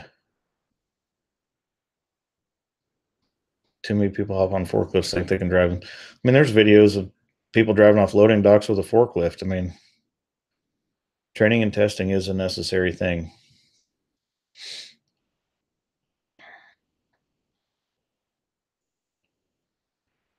If I own $1 million crane, that would be a hard seat to get. That's a given. They'll need to pass my test. Absolutely. If I was a crane owner, my test would be more difficult to pass than any of them that are going to be administered by a crane certification facility. Hey, have a good night, Elite Earthworks. Enjoy the hot, steamy weather in Joplin. I feel your pain. I got so hot Friday working on that 100-ton crane that I was starting to get chills. So I know that it's pretty warm. Ricky Bobby 78. I know you guys have some pretty strict standards over there in Europe. Now you get to the Middle East, all of that is clear out of the window. I don't know if you guys have seen any crane videos or heavy equipment videos from the Middle East, but they can do whatever they want, whenever they want, with whatever they want. I mean, there's forklifts picking up forklifts over there, and there's cranes with counterweights falling off of them, and cranes with extra counterweights on them. And oh yeah, Irishman 01, Big Blue. That was a bad one. It killed some iron workers when it went over. The crane that it took out, it had a man basket on it with iron workers in it. That was Big Blue.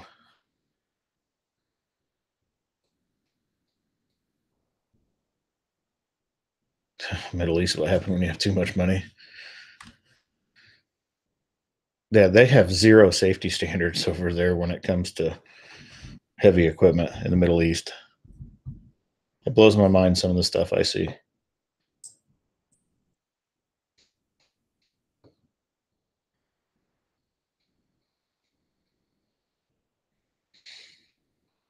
And Ricky Bobby said, even with certified people, he's seen enough bad accidents happen on construction sites. And that's true. There's always people that will push it. I mean, I think they inherently think that they're invincible, and they'll push the envelope or miscalculate something. That's one of the biggest things I've probably seen in my industry is people will make a miscalculation because they forgot a deduction, or they didn't check their site before setting up, didn't know what they were getting into. Like the one crane turned over down in Florida just a week or so ago, and it was a Tadano. I'm not certain if it was a 180 like the one I operate, but it's pretty close.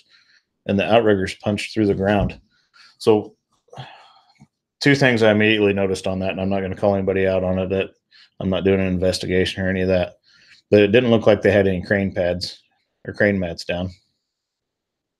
And also, it looked like there may have been a void in the ground, like maybe a sinkhole, a sewer tunnel, electrical duct bank, or whatever.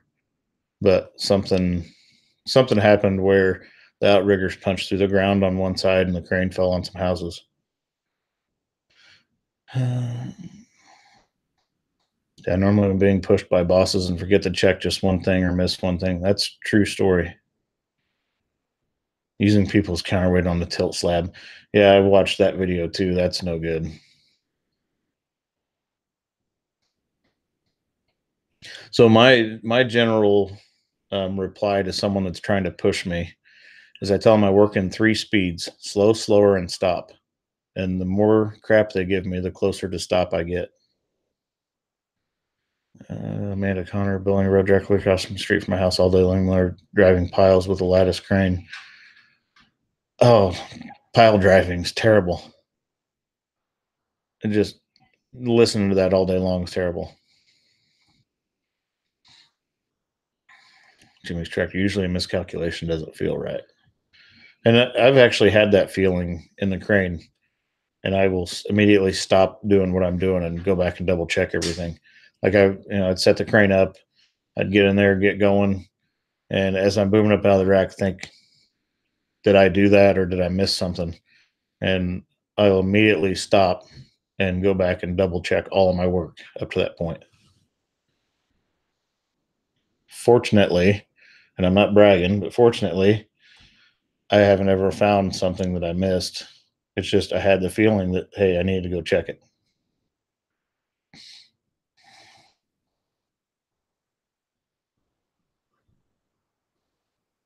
And I'll touch a little bit more on Amanda Connor's comment.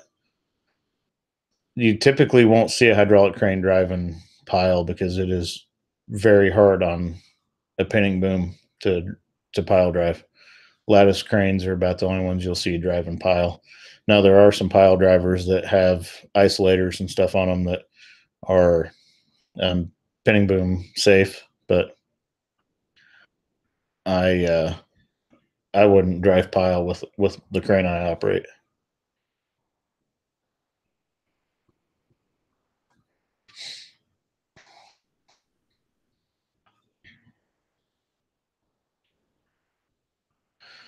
So we got about 20 minutes or so left in this. Is there anything you guys want to touch on? You just spitting stuff out as it comes to mind.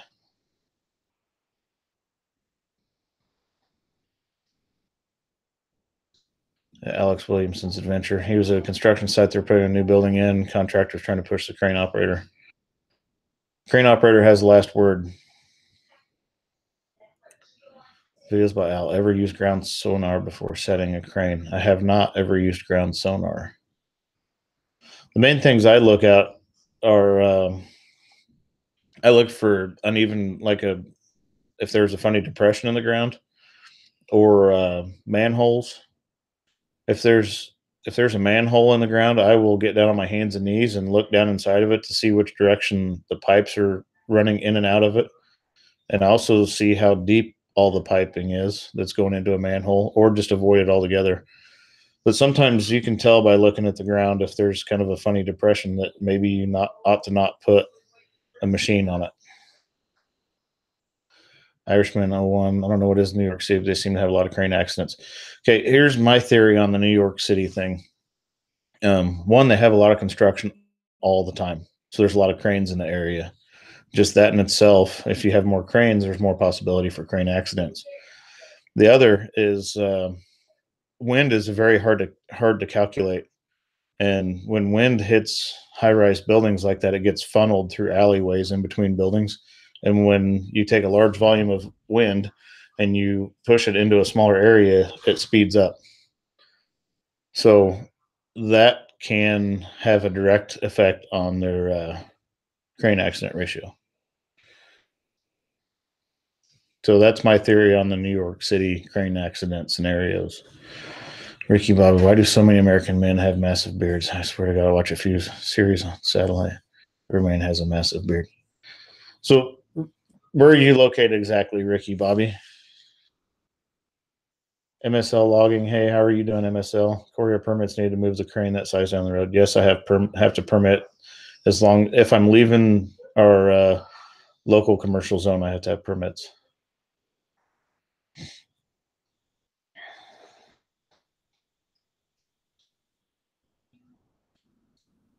Oh yeah, downdrafts as well. England. So people don't have beards in England. And Ricky Bobby, my wife wants to take a trip to Ireland and England. So if we make that happen, where do we need to go? And the beard is a requirement in the United States to operate heavy equipment. Not really, but I don't know. This beard started out as kind of a bet between my brothers and I, see who could grow the longest beard. They got tired of theirs and trimmed them off, and then decided that they wish they wouldn't have, and I hung on to mine. My wife hates it, but it's kind of attached to me. So, would I ever operate a tower crane? No, I will not operate a tower crane. I didn't lose anything up there. I've got no reason to be up there.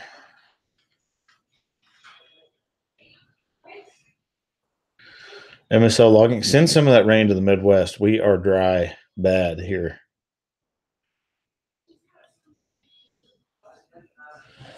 But my beard isn't massive. I wouldn't. I mean, you guys are going to see my sunburned face, but I don't consider this massive. This is, I don't know. Let's see. That's centimeters. Let's go inches since we're in the United States. It's only about 4.5 inches long.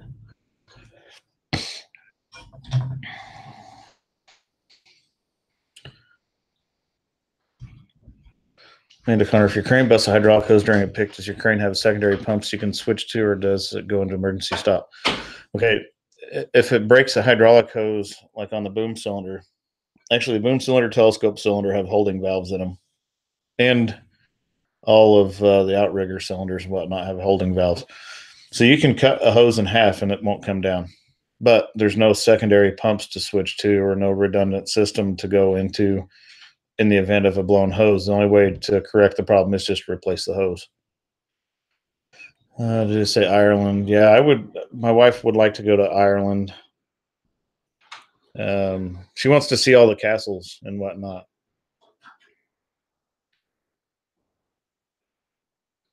Maddie Murphy, my dad loves your channel, and I do too. Thanks, Maddie Murphy.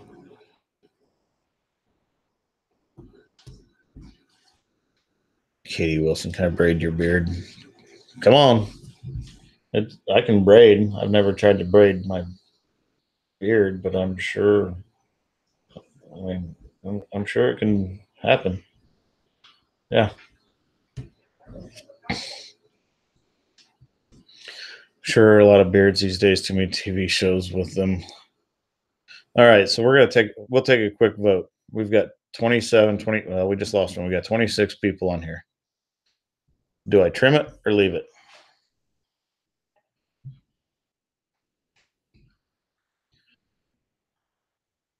I'll let YouTube decide.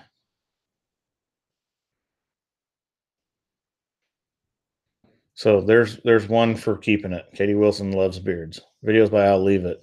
Don't think I'd have the nerve to run a crane and miss a log.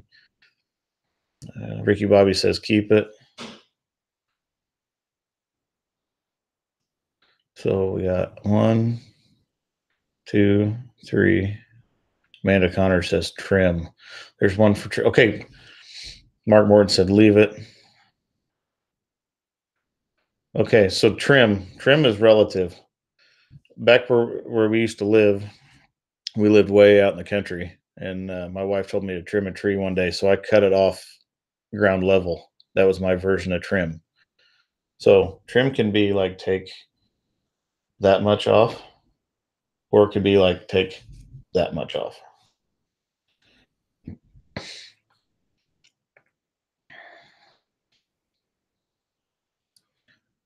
Oh, it doesn't mean beards are bad. Just repeatedly seeing them.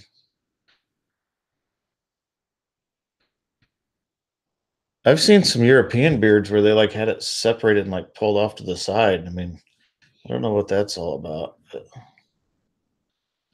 yeah, I think we all use the same barbers. I did trim mine a little bit. I had to trim my mustache because I was eating it, but my mustache was to the point I could pull it up to my eyes. Oh, Irishman says I kind of look like Todd from Gold Rush with that beard. No, see, Todd with Gold Rush doesn't have any of this. This is Todd from Gold Rush. So that's Todd's. I hope he sees my video too. This is what Todd looks like. This is a full beard. Amanda Connor, leave like 3/8. That's a pretty big trim. That's almost like cutting it off at this point. I don't know if I can go there. Okay, here's the difference between me and Todd from Gold Rush, I guess. One is I'm physically quite a bit smaller. Two, I calculate things before I jump into them.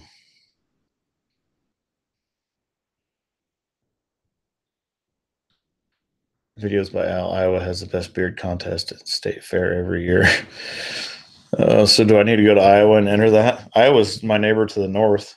I can leave my house and then I don't know, about an hour being in, actually less than an hour I could be in Iowa.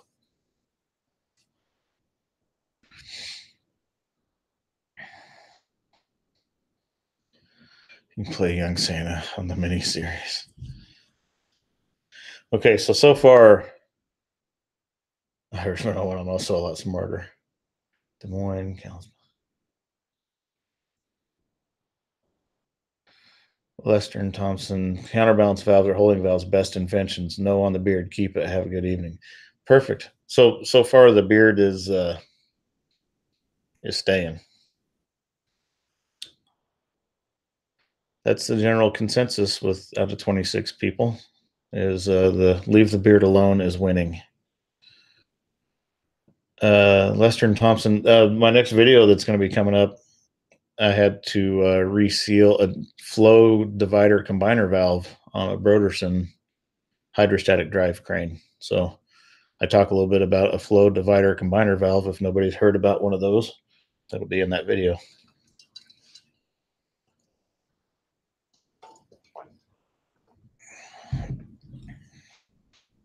But I agree, counterbalance valves or holding valves are the best inventions, as long as you can keep people from monkeying with them.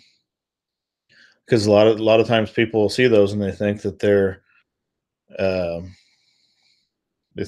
relief valves, and so they'll go monkeying with them, and they're not actually relief valves.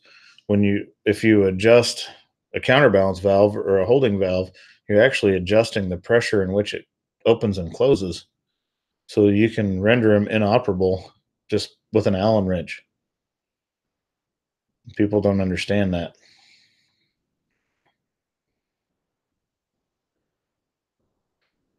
Videos by how Let's Dig 18 can't grow a beard. I don't know if he can or not.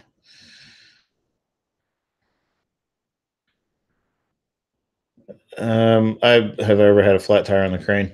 I had a flat tire on the dolly, and that wasn't too bad, but I haven't blown one of those big tires. Knock on wood.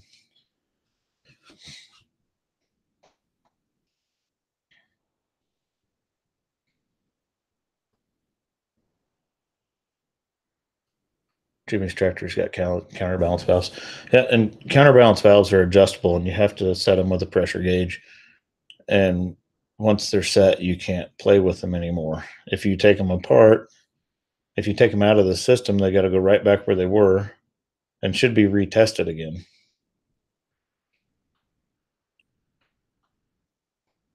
And I've seen a lot of people, they go at them with an Allen wrench and start messing with them. And then you could get yourself in a situation where if you did blow a hose, everything would come crashing down.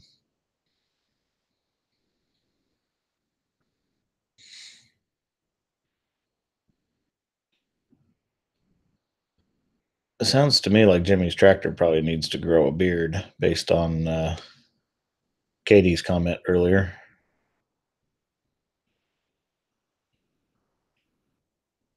Yep, use those two to achieve true four-wheel drive on rough terrain scissor lifts. Absolutely. I've seen them in Skyjacks and Genies and JLG scissor lifts. That's what I used to do. I was a field mechanic for a nationwide equipment rental company for 10 years before I ever started messing with cranes. And so I've worked on a lot of rough terrain scissor lifts.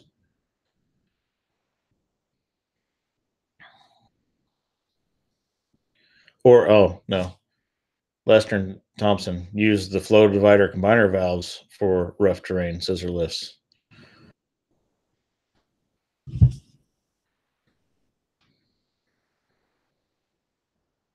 Yeah, because if you don't have one in the system, it'll spin whichever tires got the least friction to it. Basically, it acts like Positrack.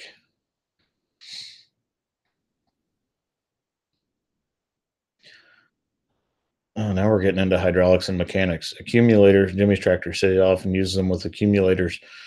Accumulators is another animal that'll get people in trouble because they will store system pressure even when the system is off, or can store system pressure when the system isn't running.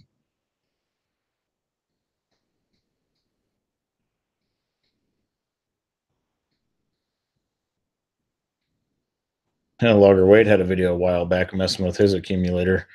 He was puking oil out all over the place out of the top of it. Evidently his piston seals are probably bad in his accumulator. He had a piston style. Evidently the seals were blown off of it, or just over time it's bled enough past it that it rendered it inoperable. Plus he had a hole in one that he welded up and then charged it with an air compressor, which I get it. He was out in the field, but the proper way is nitrogen. Lester Thompson was a service tech for one of the manufacturers I just mentioned. Oh.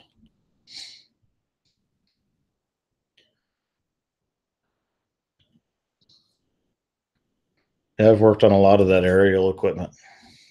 And you get into the boom lifts and whatnot, a lot of their systems are really similar to a crane. Basically, they are just a crane. Except for they got a man basket on the end of them, or basket. MSL logging used to build houses and would use cranes to set trusses. Pretty cool, but dangerous. Yes, it is dangerous on a 2x6 wall.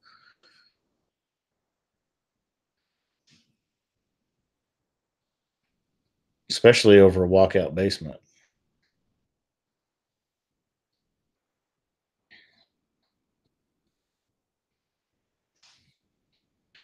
All right, guys, we're closing in on 5 minutes to go or so. Um, be wrapping it up here pretty soon, unless you guys have some other stuff you want to talk about. Amanda Connor are able to switch what joysticks do, like Let's Dig. We don't switch our control functions as far as like boom up to the left side or whatnot, but I do have some toggle switches in there that change the function of the joysticks. So like my right joystick, if I push it forward, it cables down. If I pull it back, it cables up. If I push it right, it booms down. If I push it left, it booms up. But if I have the hydraulic luffing jib on the end, I flip a switch, and if I push the joystick right, it luffs the jib down. If I push it left, it luffs the jib up. And then on the left joystick, I can flip a switch, and it will activate or deactivate the second winch. So the crane's got 2 winches on it. Typically, the left joystick is swing and telescope. Once I get the boom ran out to where I want it, if I'm using my second winch, I flip the switch, and then that left joystick is swing and second winch up and down. Irishman 01. Yes, I lift a man basket fairly, I wouldn't say fairly often, few times a year. And the standard on the man basket is it's got to be the only safe way to reach a certain location. And we run into that a lot. We had a man basket on that elevator job because the ladders were rotten and it wasn't safe for the guys to climb the ladders. No other way to get them there. So we hoisted them with a man basket. Lester Thompson rebuilt Broderson in Waco. And actually, the Broderson cranes are built in Lenexa, Kansas, so just about an hour south of us, or an hour south of where I'm at. And Brodersons are great little machines, but man, are they some abused cranes. They are way overbuilt, and they have to be, because some of the situations people put them in, they're pretty tough little cranes.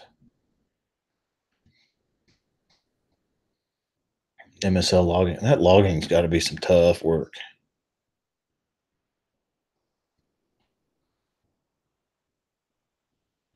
I'll stick with a crane seat.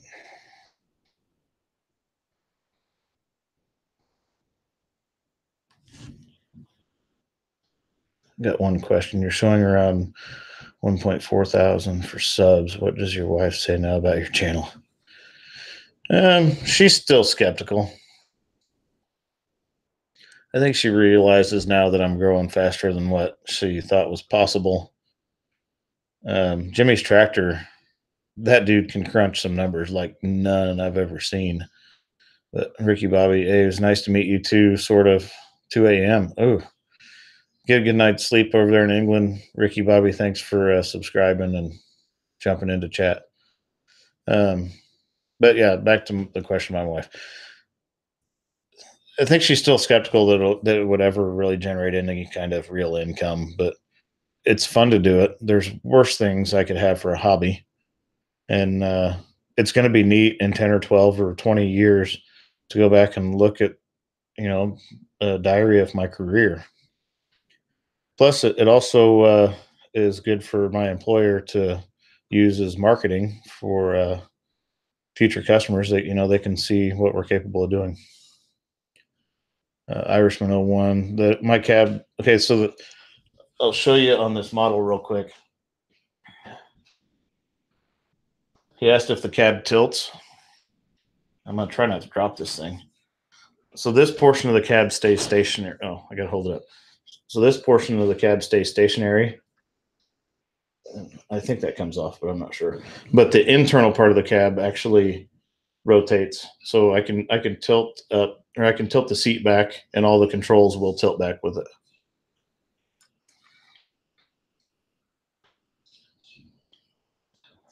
Okay, so Jimmy's Tractor showing 1,206 subscribers. I think Friday I had 982. So I've picked up a few in the last few days. I probably would have picked up some more off of Let's Dig had he mentioned my channel in the beginning of his 13-minute video. because not a lot of people will stick around for a 13-minute video. So if my channel would have been the first thing in that video, I'm guessing I probably would have grabbed a couple thousand subscribers out of that. But I don't care. I didn't send those magnet mounts to him to gain subscribers. I sent magnet mounts to him because I thought he would be able to use them.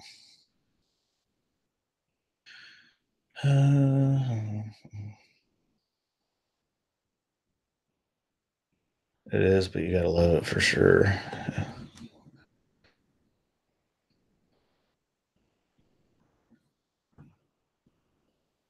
Hey, there's Jason Works a Lot.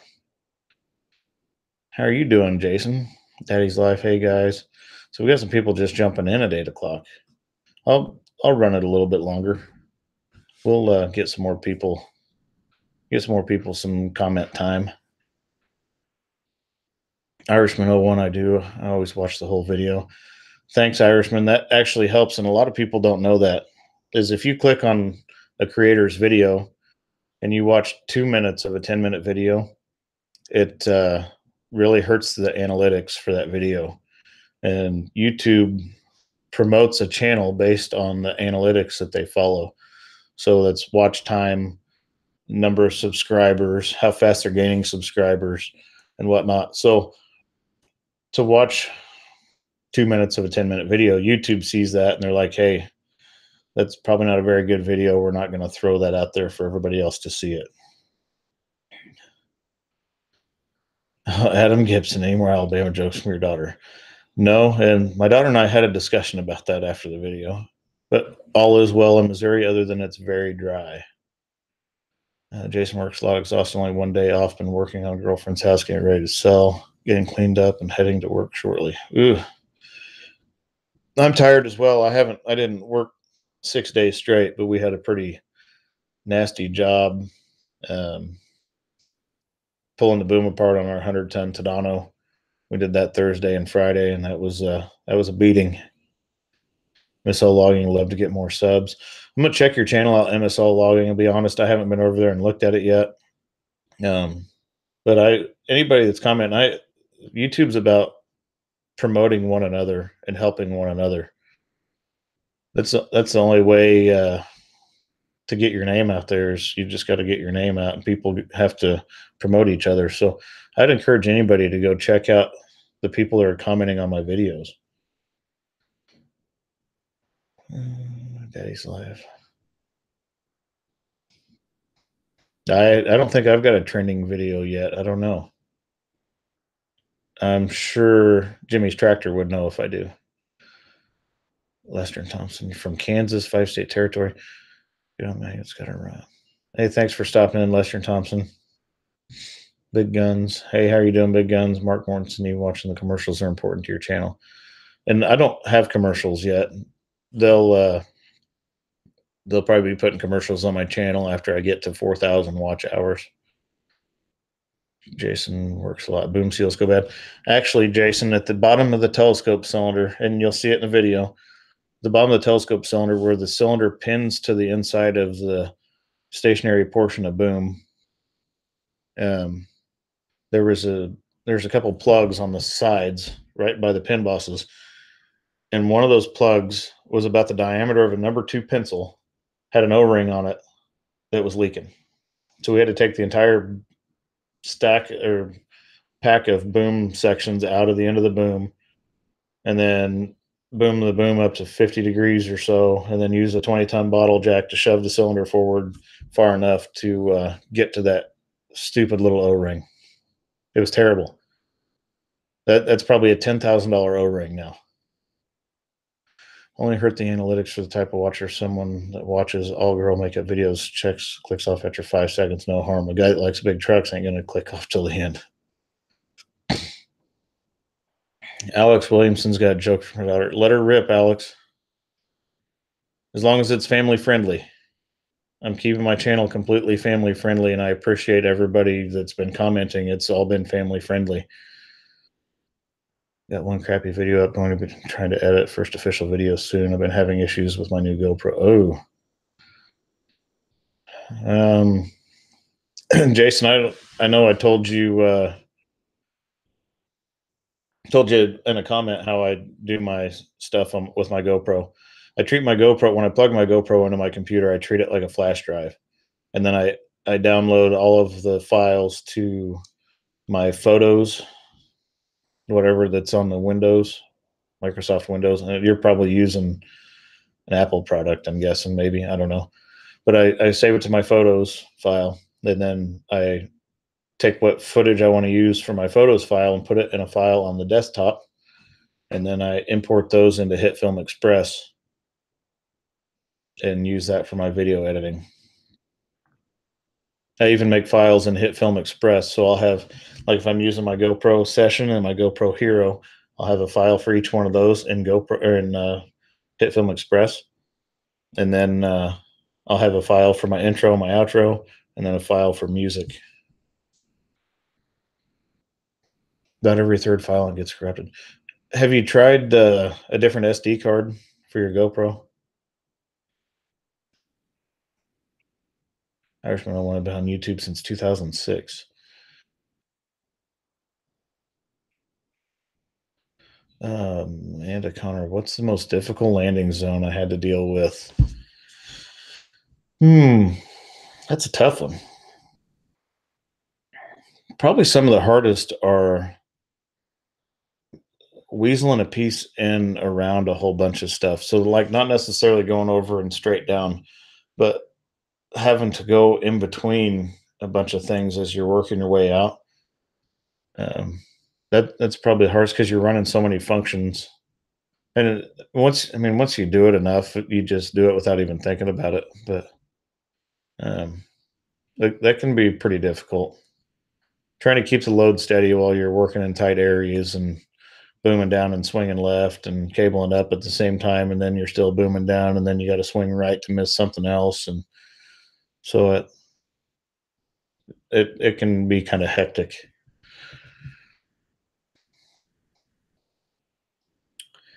Daddy's like, I'm familiar with a Tacticam that goes on a bow. I am not familiar with a Tacticam.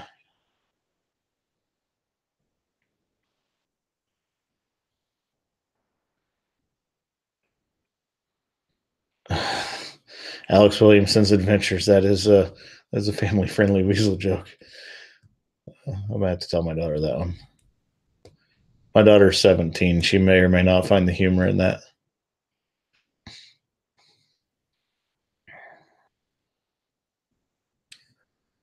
Uh-huh.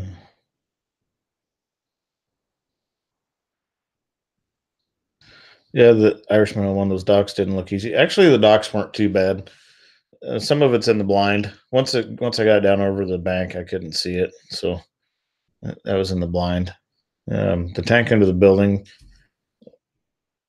more than anything, that was just waiting for them to get everything dug out from underneath it, so we could get it pulled out from underneath the building.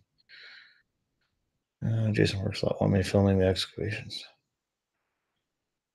Oh, customers don't want you filming excavation stuff. Customer has the final say on that kind of stuff, unless you want to lose a customer.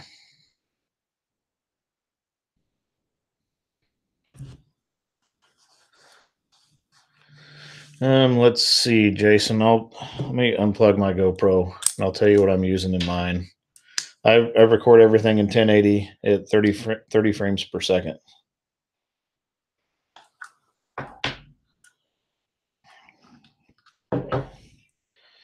I've got a SanDisk Ultra Plus 128 gig micro SD card in my GoPro, and I haven't had any problems with corrupt files. So I'm not sure what you got going on. I do know that when I was trying to initially, when I first got started, I was having a tough time downloading from my GoPro into the GoPro software on the computer. And that's why I skipped the GoPro software, because I think the GoPro software didn't play well with HitFilm.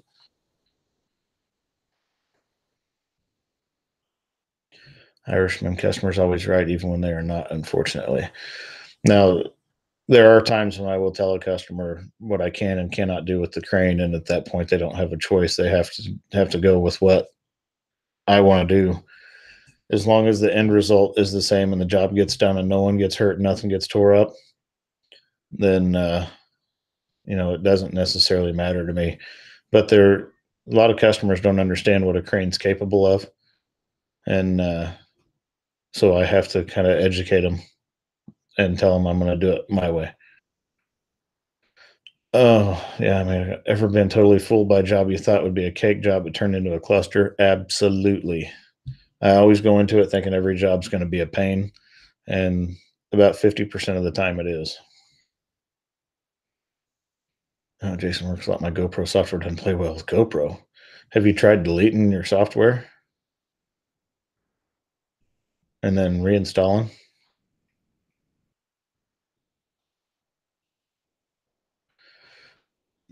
Jimmy's tractor, a lot of corruption. 4K. Now, I've had people ask me why I don't record in 4K, and one is it's a lot of information for a computer to edit. Granted, it would make your slow motion stuff fantastic, but I don't do anything in slow motion because cranes are already really slow. And then two, there are still people out there that don't have a fast enough data transfer rate on their internet to watch or stream video in 4K. So if I was uploading in 4K, it would limit my audience some. I think just about anybody currently can watch video at 1080 in streamable format, but not everybody can stream 4K.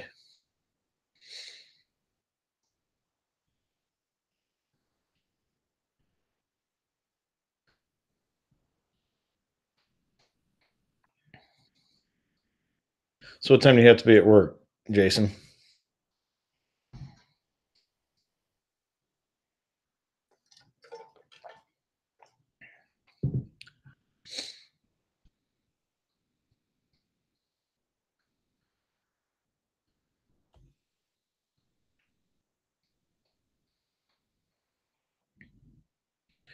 And also, I thought I would add 10 p.m. And you're on the East Coast, I believe. So you're going to work here pretty soon.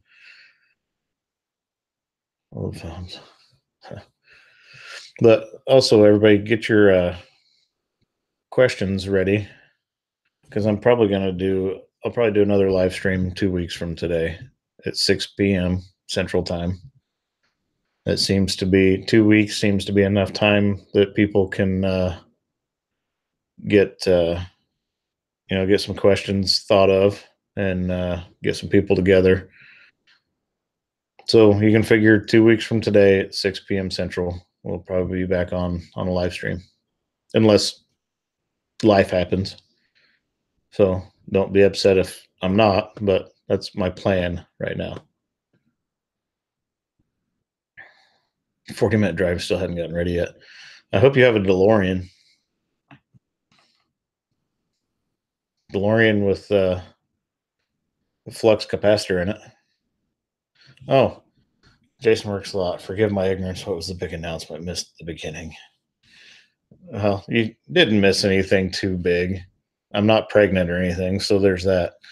But I thank everybody for getting me over 1,000 subscribers. So I hit 1,000 subscribers the other day.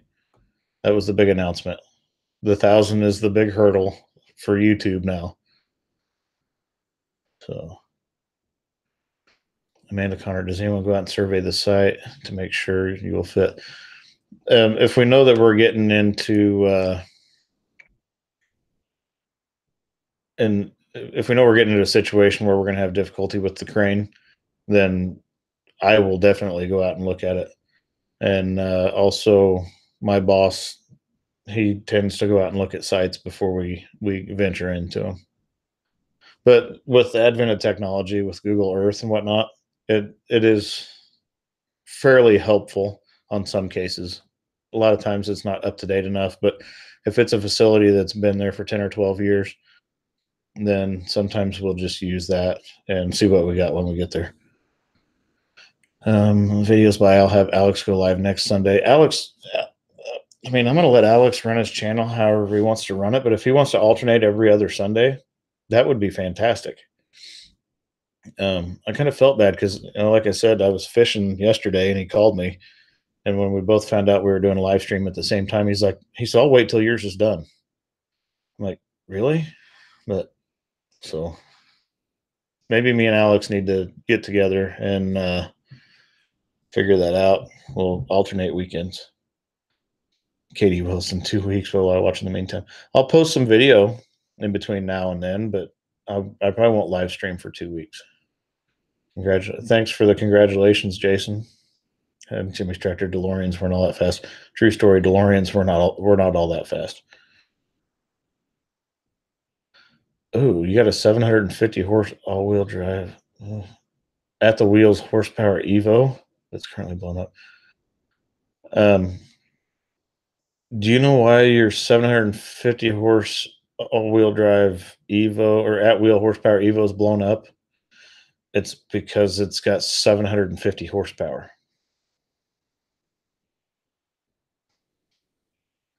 MSL Logging, hate to go. We got to do some honeydews trying to sell our house. Hey, MSL Logging, thanks for jumping in and commenting and subscribing. Everybody go check out MSL Logging. I'm going to check him out when I get off this live stream and see what he's got going on over on his channel. Jimmy's Tractor 8.30 to 60. Yeah, for DeLoreans. I always liked it on Back to the Future because they always dubbed V8 engine sound when it was running, and the DeLoreans, I think, were a 2.8 liter V6.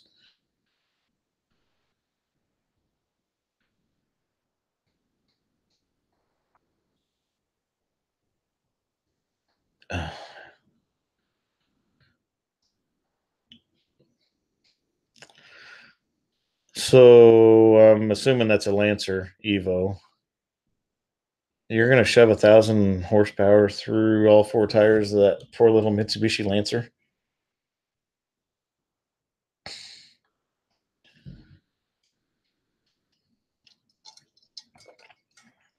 Oh, very good, Jimmy. Yeah, 2.8 liter V6. It's the same engine that was in a Pontiac Fiero.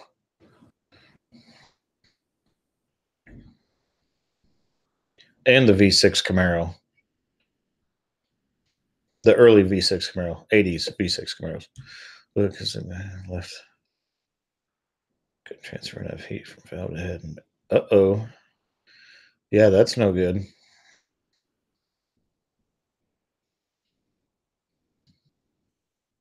Huh. Gotta love you some melted pistons. How much boost do you run in to pull 750 horse out of that little Evo engine? About 35.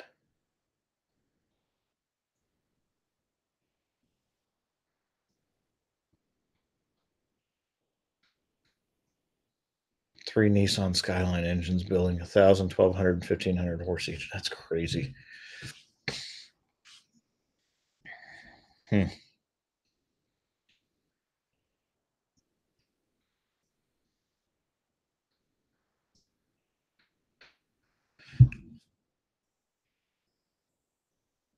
Huh. 30 psi. I figured it was over 30 or 30 or above on a 66 millimeter turbo. That's big block Chevy amounts of air going into a 2.3 liter engine. I'll watch your engine building videos for sure. Blue Line Landworks still going. Yeah, we're still going. I need to bail off here though. Alex is waiting for me to get done with my live stream so he can do one. That or he said he was going to move to a different day, like maybe Tuesday or Wednesday or something. I'm not sure. But we've been going for 2 hours and 20 minutes. I mean, I like chatting with all you guys. It humbles me that I have so many people following my stuff and that are willing to sit here and listen to me talk.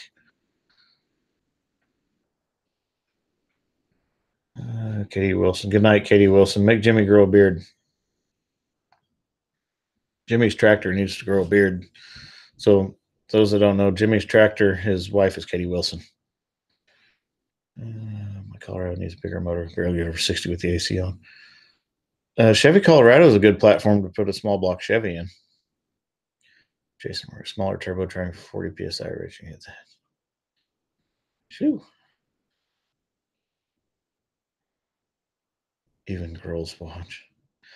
My analytics say that only 1.1% of my viewers are women or female.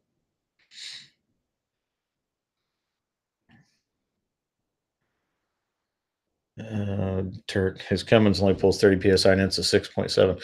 So it's not the amount of pressure so much. Okay, I guess it is the amount of pressure in in psi, but it's the amount of volume. So a 66 millimeter turbo running at 30 psi is a bunch of air going into a 2.3 liter.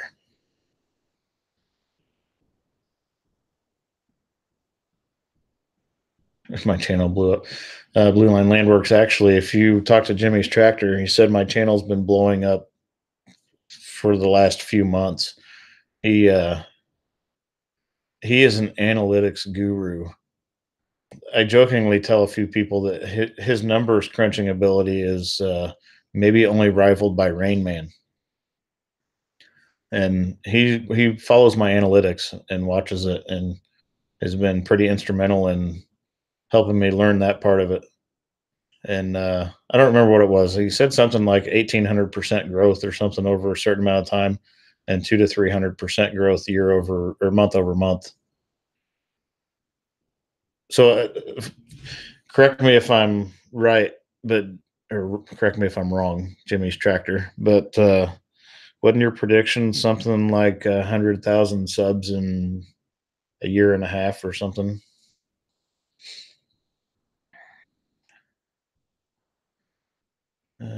Now you're right. It's all about CFM. However, PSI correlates the amount of pressure in reserve to make it. And yes, agreed.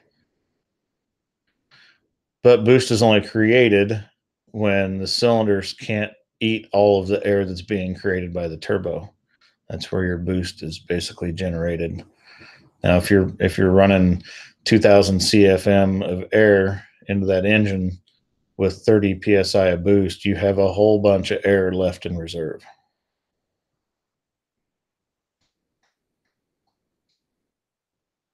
Irishman 01, Irishman 01 sucks with numbers. Josh Albright, hi, new from New Brunswick, Canada. Hey, Josh Albright. I don't suck with numbers so much. I mean, I'm good at math. But Jimmy's tractor takes math to a whole new level. He enjoys the kind of math that requires the alphabet. That's not me.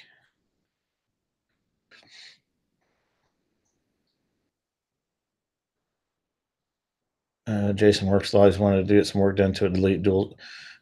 Jason, what year? Jason works or no Turk 317. What year's your Cummins?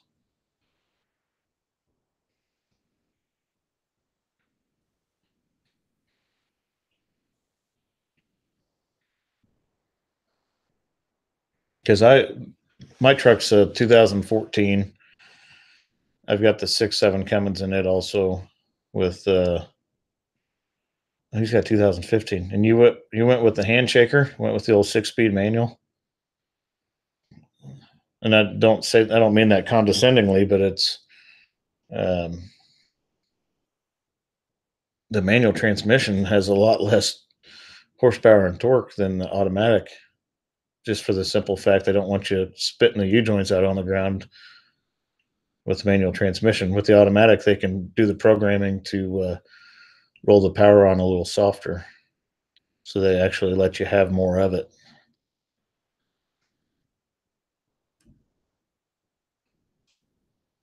Oh, he wants to delete with a dual disc clutch, Jason. He doesn't want to delete the dual disc clutch.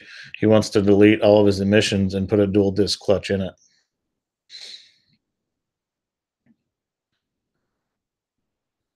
I've heard that the oh shoot, I can't remember which tuner that was.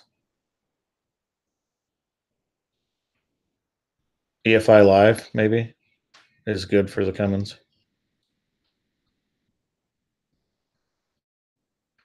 Yes, it's a manual. I do have less than the factory. The clutch is the weak point, and the transmission is the weak point in my truck. It's the 68 RFE, I believe, is what's in it, which it's better than the older ones, older than the 48. But They actually make a kit to put a Ford torque shift behind the 6.7 Cummins, which I had an '04 that was deleted and bulletproofed, and I poured a whole bunch of money into that, did all the work myself, and that torque shift I couldn't blow it up.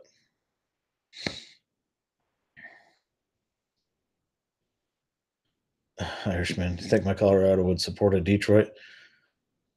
Maybe if you put it in the bed, direct drive it off of the flywheel straight to the pinion on your rear end with the centrifugal clutch, I guess. That'd be a pretty neat build.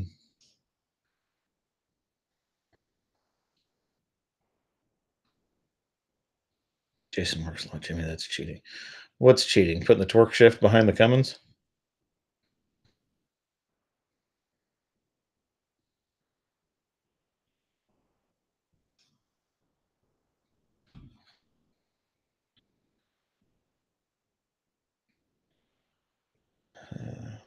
I think a Colorado would handle 1,700 pounds in the bed with the right suspension and a 3/4 ton rear axle.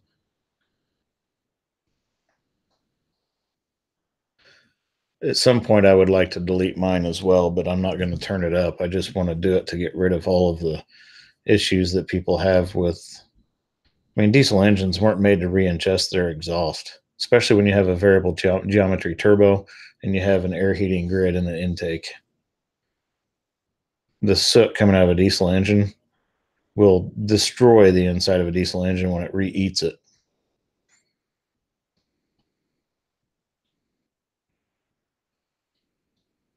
And honestly, and I'll probably go off on a tangent on this, but they're probably doing more damage to the environment creating all the plastic jugs for DEF and having those plastic jugs floating around the environment than they would just uncork everything, leave the DEF off of it, and let the diesel engine do what a diesel engine does. Collaboration. I'll do the fab work, drop the engine in with a crane. 1,700 pounds is probably hardly worth getting the old Tadano out, but I could do her with the 4-ton Roderson.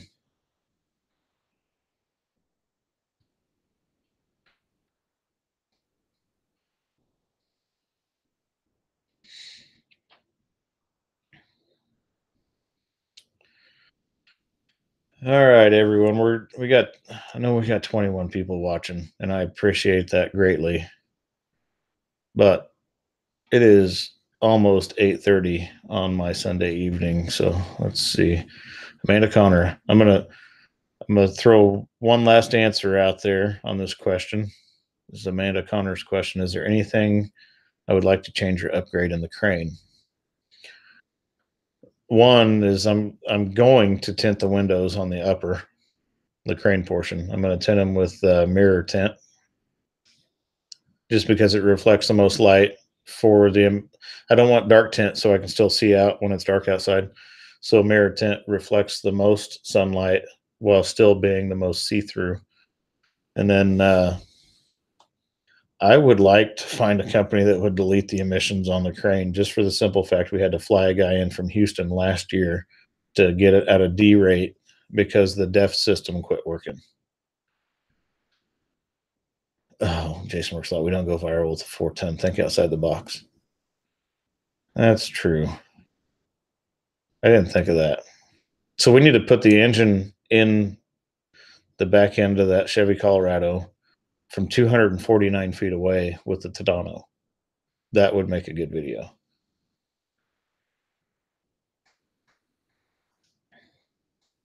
Turk 317. Hey, you be safe out there too. I've watched your videos, man. You're cheating death every time you go to work. So be safe out there. I'm gonna shut this live stream off in about 30 seconds. Thank you everybody for tuning in.